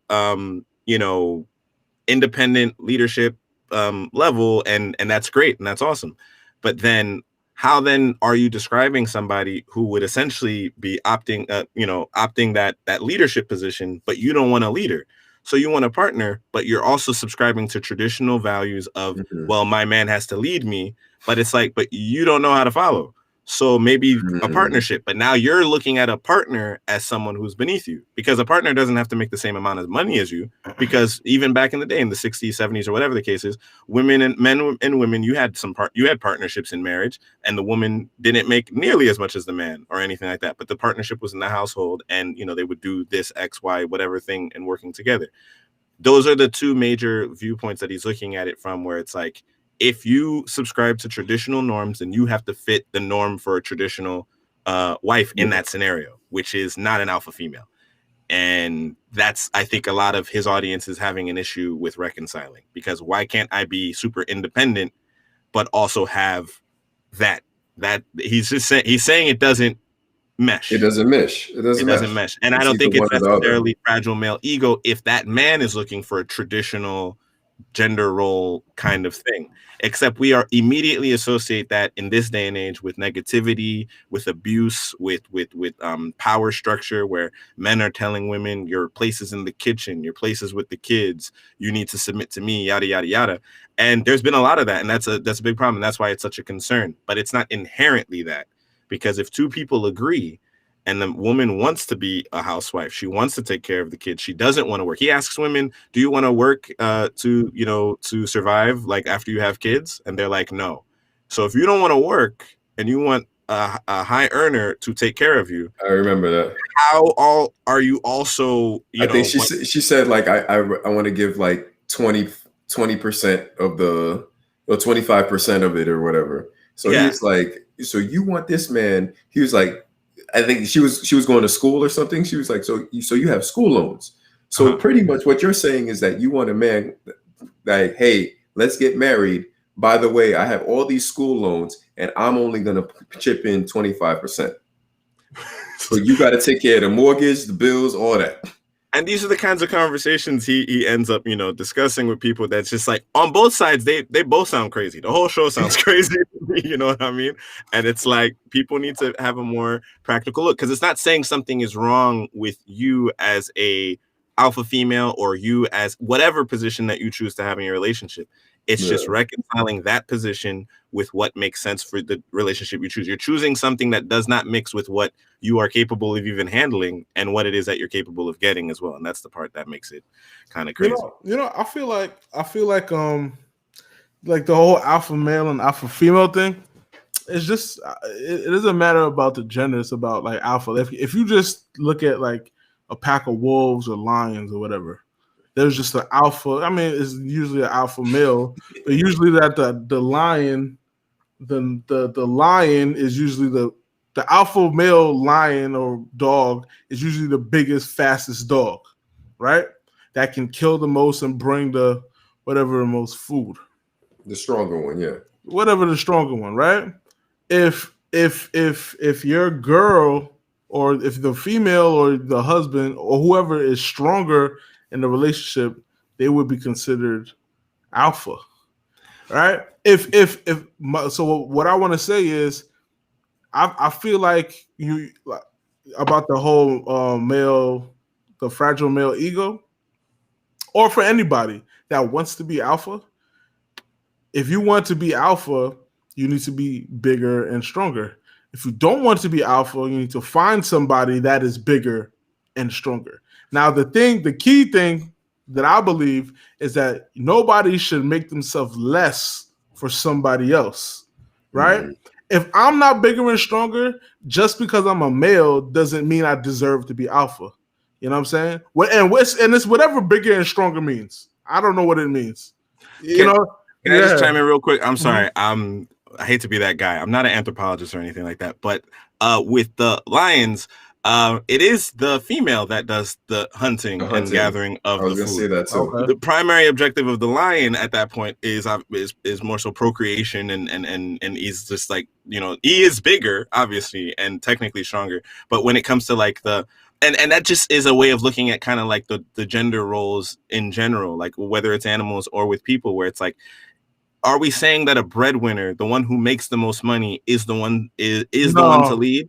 Or, and it's well, that's more of American, European American society. If you make the most money, you are the breadwinner. And that's when you subscribe fully to capitalism like that. But let's say if you look at it from a more religious standpoint, and you look at like what the Bible says about that type of thing, and you try to model your relationship similar to that, where it's like what it is that is your responsibility. And again, I applaud your platform, Andy, about what it is that is expected of men and conversations regarding that, because a man is supposed to be also a spiritual leader in his home, right? He's supposed to set the pace for that kind of relationship with God, the way that hierarchy, that how that relationship is set up. How often does that happen? How valid is it in everyone's relationship?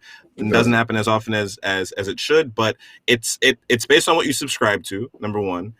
But when you speak in general terms about what you're looking for and what that type of person looks for, because let's say you flipped it on its head as opposed to like a high value man. Let's say that you were like, these women are calling in and they say that I want a religious man.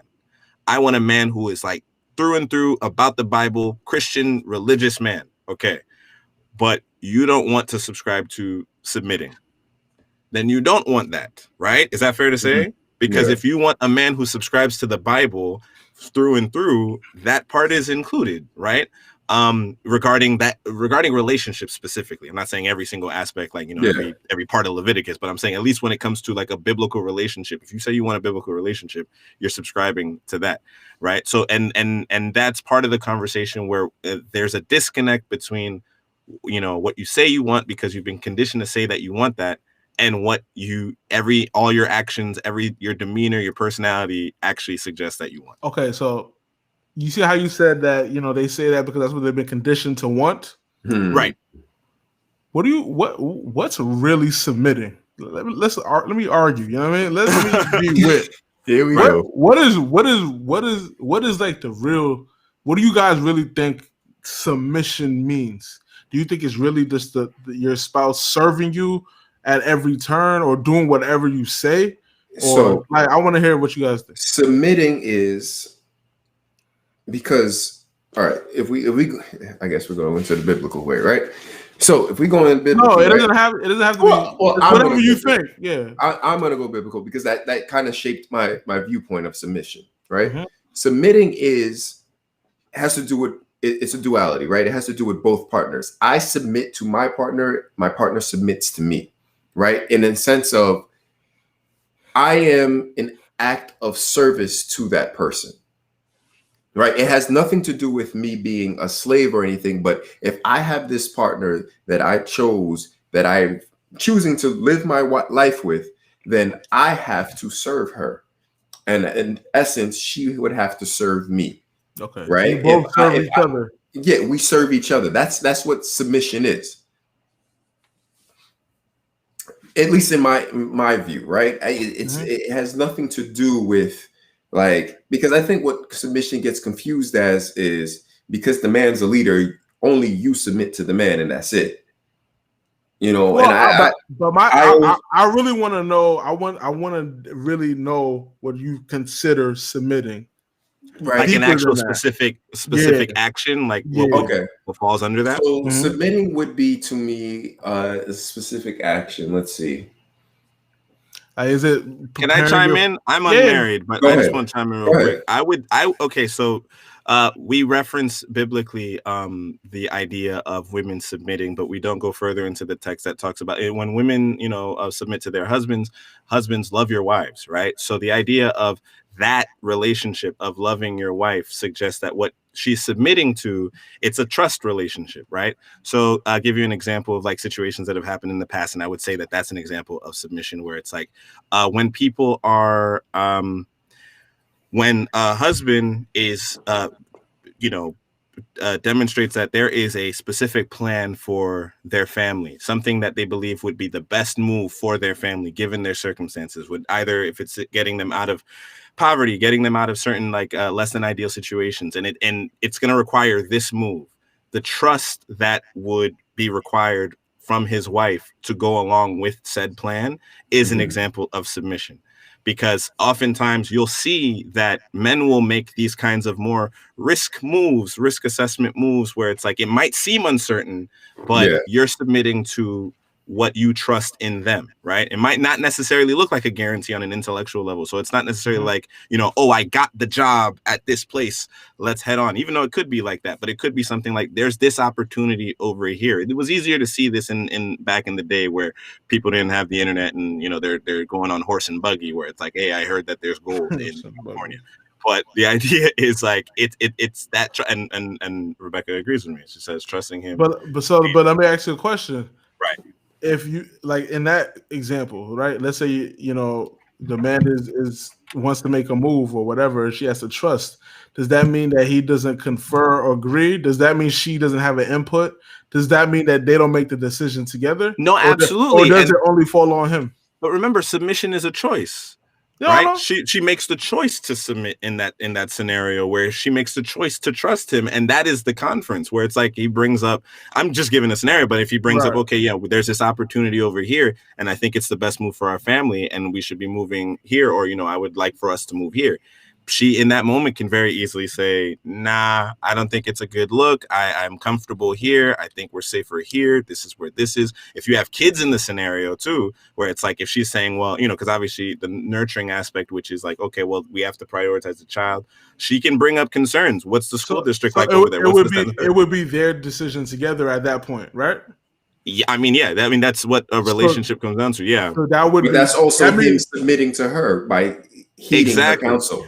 And her concerns are rooted in, it's her questions would be, or her apprehension would be rooted in concerns, which in his love for her, he addresses, right? Because the other thing is, and that's why, sometimes people talk about how it's difficult for women to submit to men nowadays because they're too independent, but really it's that they're having a hard time finding some men that they feel like they can trust. Men might not demonstrate a certain amount of drive, motivation, determination, and proper planning, right? So now you submit to someone who leads you into oblivion. That's a scary thought.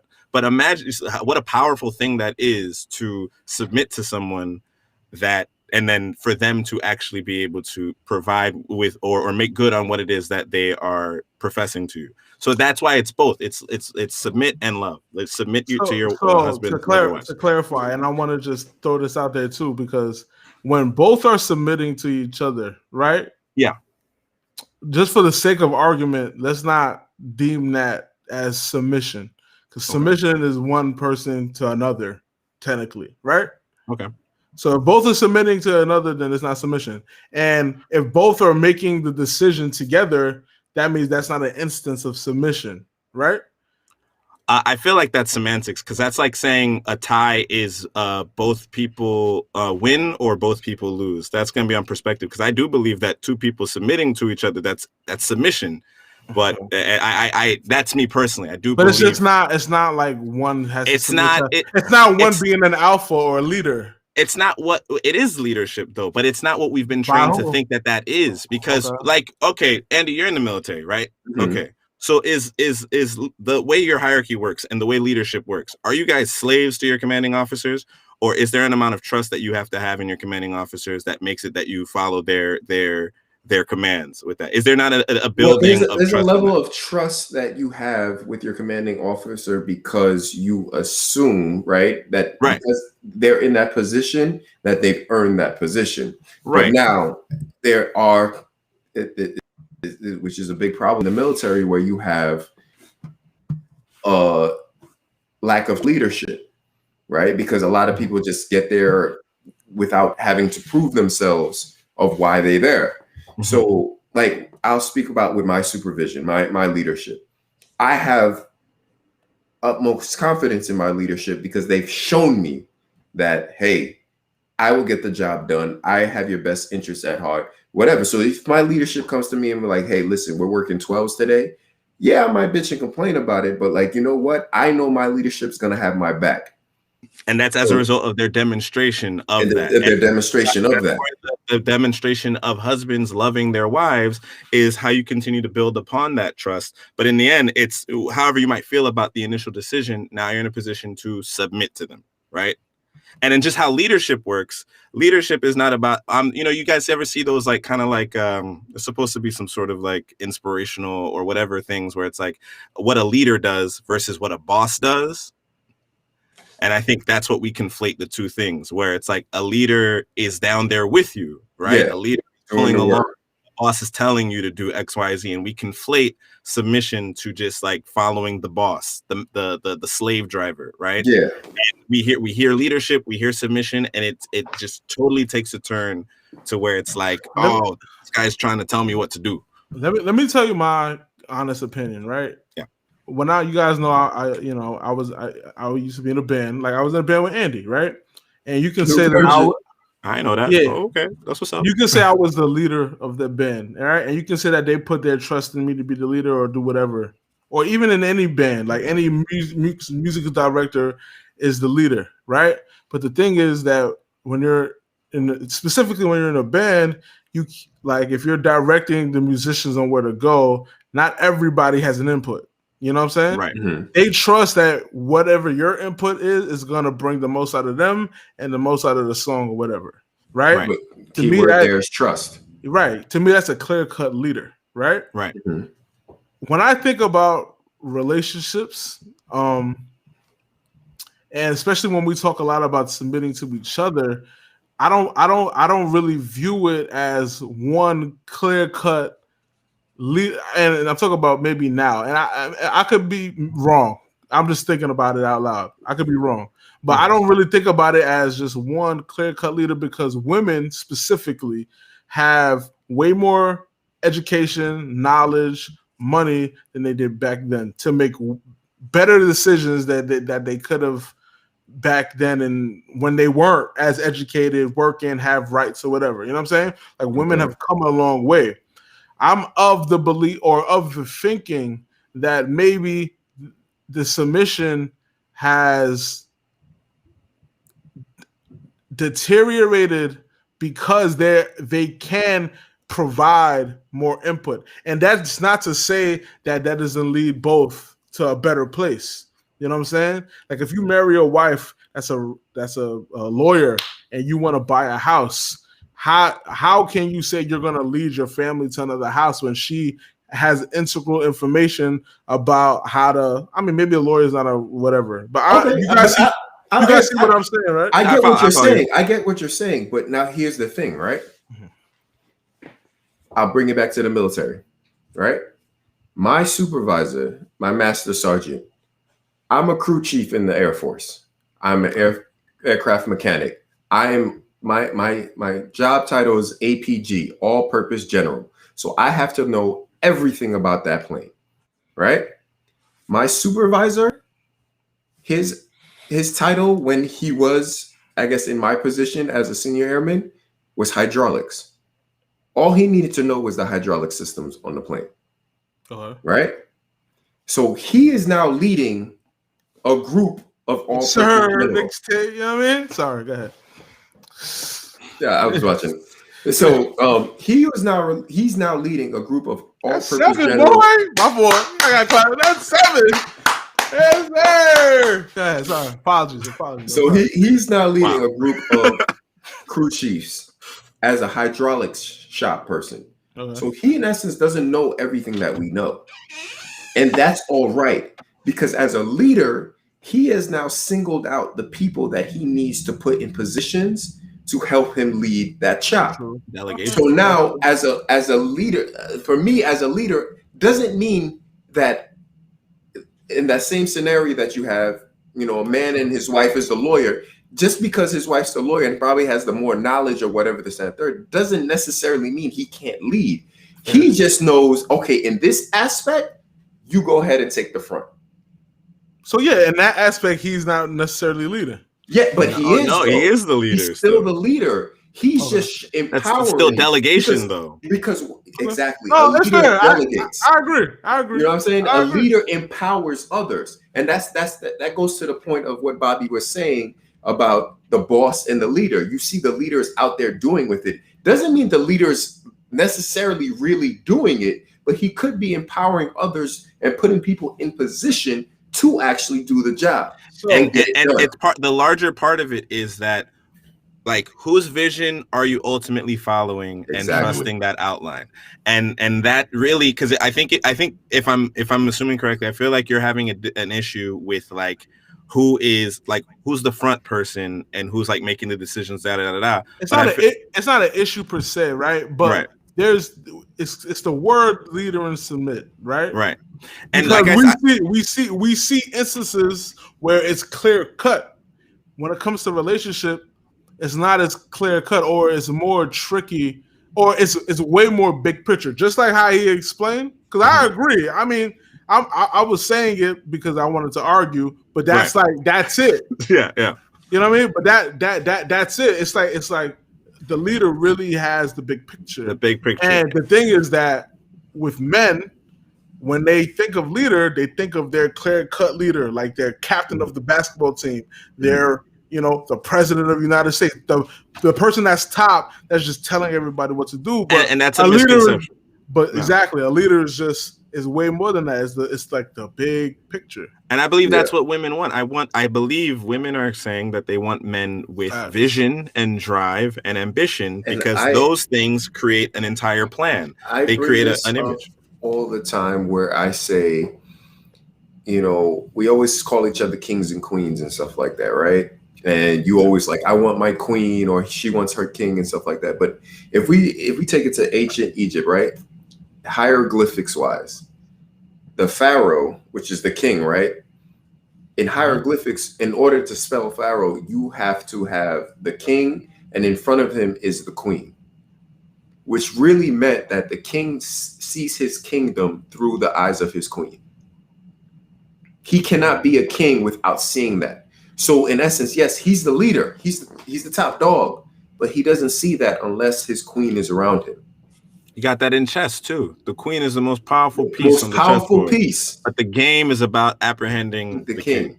Right. So now what if your queen is not the most powerful piece? Ooh, we don't got time. We don't got time. Maybe then that shouldn't be the queen. We don't got time. I'm retarded. Don't bother me. That was crazy.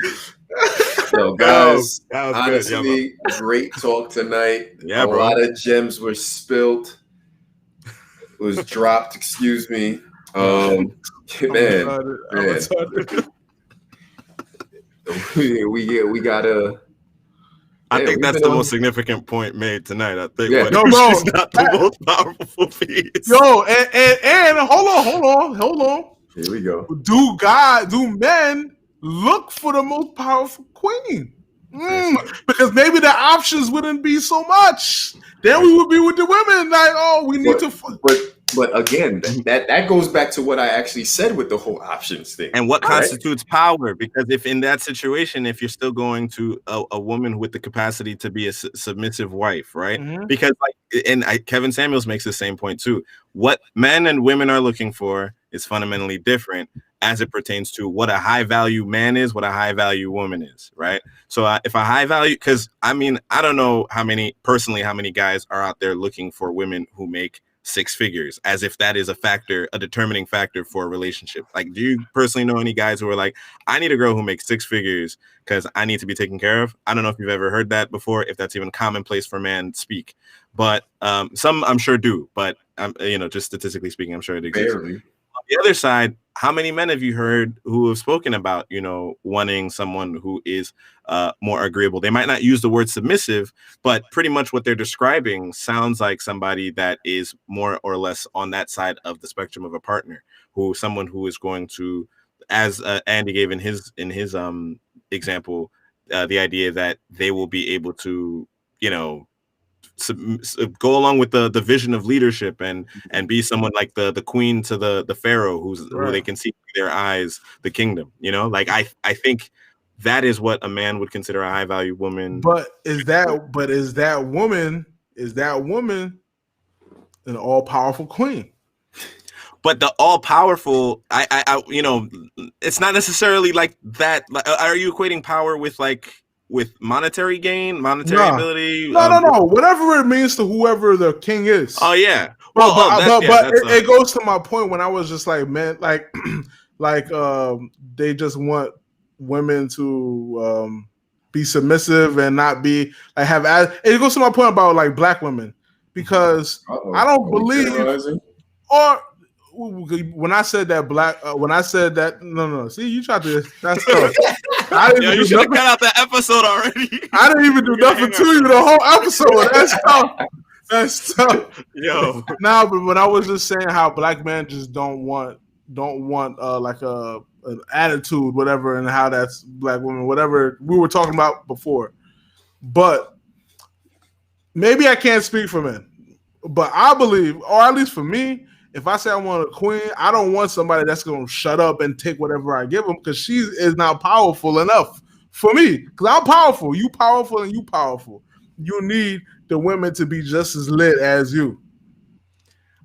Yeah, and I agree with that. I submit once again, and I'm saying submit because because isn't it funny how like the word submit, if you look at all the different definitions for it, like how it can work, like you can be in competition with someone and you'd be like, okay, well I submit, or you could submit an assignment into something, but that's neither here nor there. The idea is I maintain that it's not someone who's going to shut up and put up with whatever, even though I think Kevin Samuels makes a point about women back in the day knew to shut up or whatever. But see, he's also 52 and he's making points that don't make sense for right now, at least in my opinion. But exactly. I do think that there is something to be said about someone who is going to trust you enough to trust your vision. To that point though, just in that specific example, what he said, women back then used to shut up, cool. Yes, he's 52, but I also think the point he was trying to, not the point he was trying to make, but he also within that point said that, yes, women shut up and they would just deal with whatever. But he also said, in a sense, that people back then understood that this marriage thing is work. Right. That we don't just give up because something happened. Yeah, like why should we give up because he had a baby on me, right? That's what I'm saying. Or why should I give up? Nah, Andy, I'm not hearing that. Yeah, no, I'm not hearing none of that. I'm sorry. Listen, he was talking garbage. He's talking garbage at that point. Come on, I hear what you're saying if it's something trivial, but the issue is so many women of that time, of his time, were dealing with such crazy things. And that's why women today will see that and be like, how did you put up with that? And then they're like, nah, I'm not doing it. With that, I understand. I'm not sitting there holding you, but I also listen to the same, not the same podcast. I listen to a Dead Ass podcast, right? Mm-hmm. With DeVal and Kadeen Ellis, and they both cheated on each other. She cheated too? Yes, they both cheated on each other. Toxic. They both cheated on each other. And now, but for them, it's also like, listen, you know what? She did. Oh man, damn. That knocks me down so much. But to them, it's also like, yo, we both hurt each other. Even if it was just one of us, this is marriage. Marriage is something that we came into for better or for worse. Right. Mm-hmm. And even if the worst happens, you got to dig through that. Right. Now, in digging through that, yes, your partner has to be able to be like, all right, listen, I messed up. Let me try to work again, submit, right? And work to get your trust back and gain that back. But in the same set, like, you have to work through that. I think as nowadays, a lot of people are just like, yo, you did this, bye. Yeah, and both are there's flaws with both things, because obviously, yes, people are more willing to just end the marriage, very quickly because of these types of issues. And I think he's consistent with that point in saying that marriage is not supposed to make you happy. Marriage is not a source of happiness. Marriage is something that you enter, it's duty. And I think when you look at it in terms of like what the picture is you want to get out of it, like some people, they want to get married, they want to have a family, they want to have legacy, right?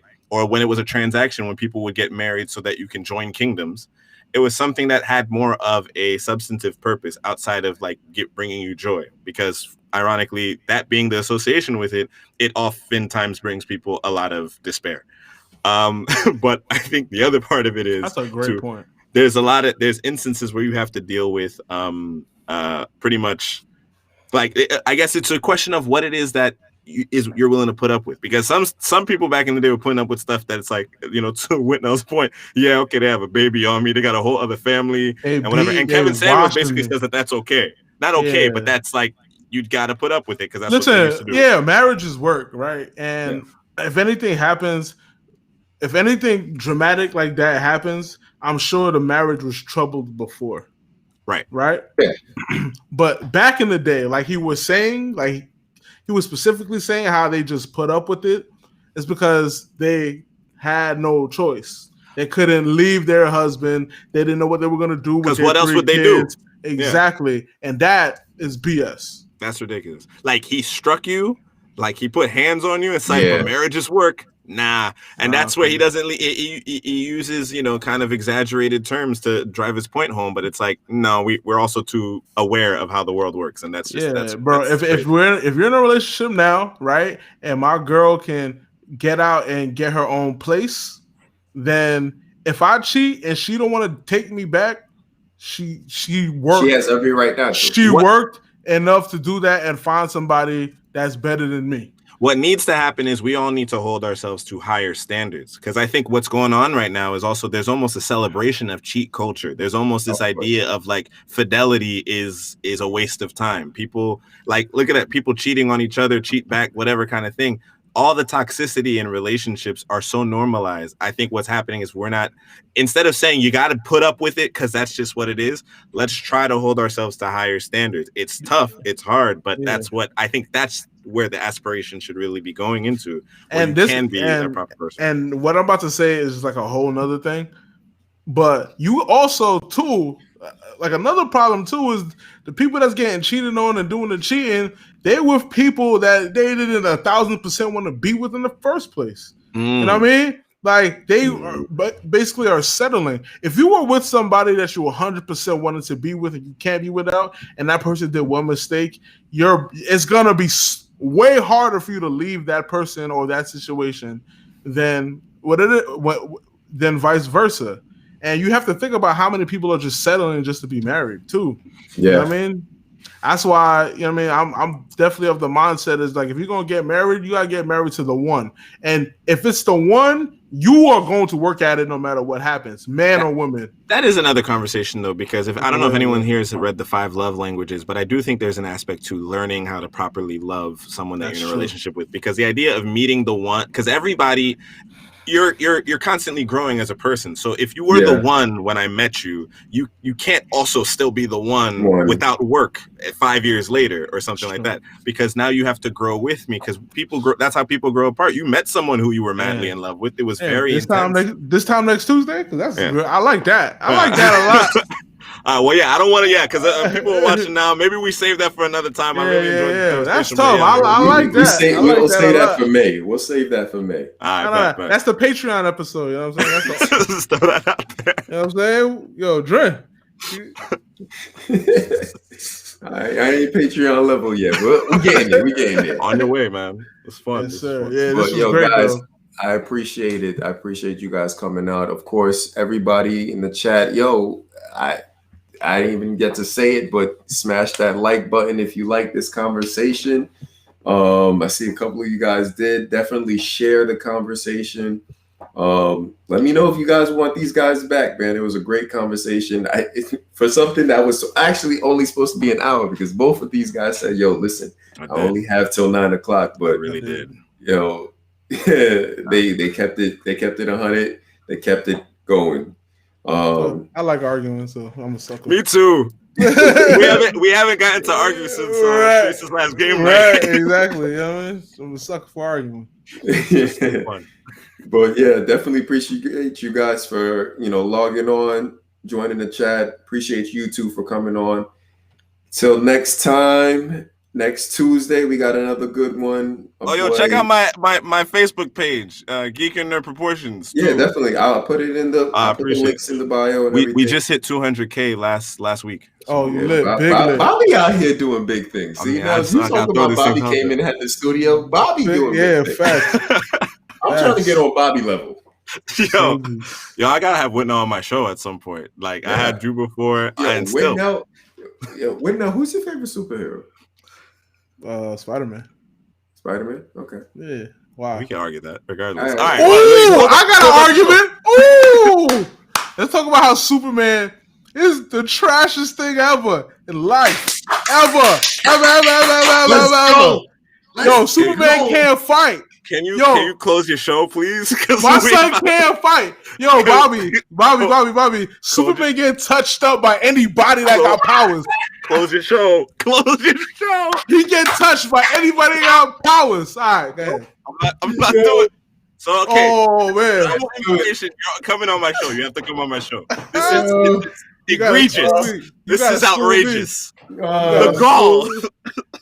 I'll be trying to tell him, Nels. I'll be trying to tell him. Superman don't got no hands, bro. He can't fight. True. It's not true. It's just not true. You got to school me. That's all. Listen, I'm open book. School me. I'm excited to have this conversation because we're gonna have, and I will have notes. Listen, thank you, Becky. If Spider-Man had superhuman Kryptonian powers, he would give Superman the works, the beating of his lifetime. So wait, Spider-Man gets to get Kryptonian powers and Spidey powers at the same time. But remember, his Spidey powers is just agility. You know what I'm saying? Like he's got Spidey sense too. So let me ask you, who's winning in the fight, Spider-Man or Batman? Spider-Man. That's tough, though. I don't know. It's tough. And are you saying Spider-Man's a better martial artist than Batman? Because I'm not. I'm just saying because Spider-Man has the Spidey sense, I'm gonna give it to Spider-Man. That's what but I could be wrong. It's debatable, but it's not debatable with Superman. Spider-Man. If anybody gets a hand of kryptonite, my son Superman is dead. Even if he cannot fight, he can't even fight. He just be lying there like a bitch. He has martial arts. He's just not. He's Superman? Not level. Yes, he knows how to fight. He knows from how where? To fight. From the Daily Bugle? Yo. End your episode because it's about to get heated. Just like, guys, I appreciate you for coming out. I want to see this play out. Please go to my page on Facebook because I gotta have Witmon on one of these days, and I will be promoting that. Bobby, shut up. I'm closing out. All right, guys, this is Drin Talks. Thank you.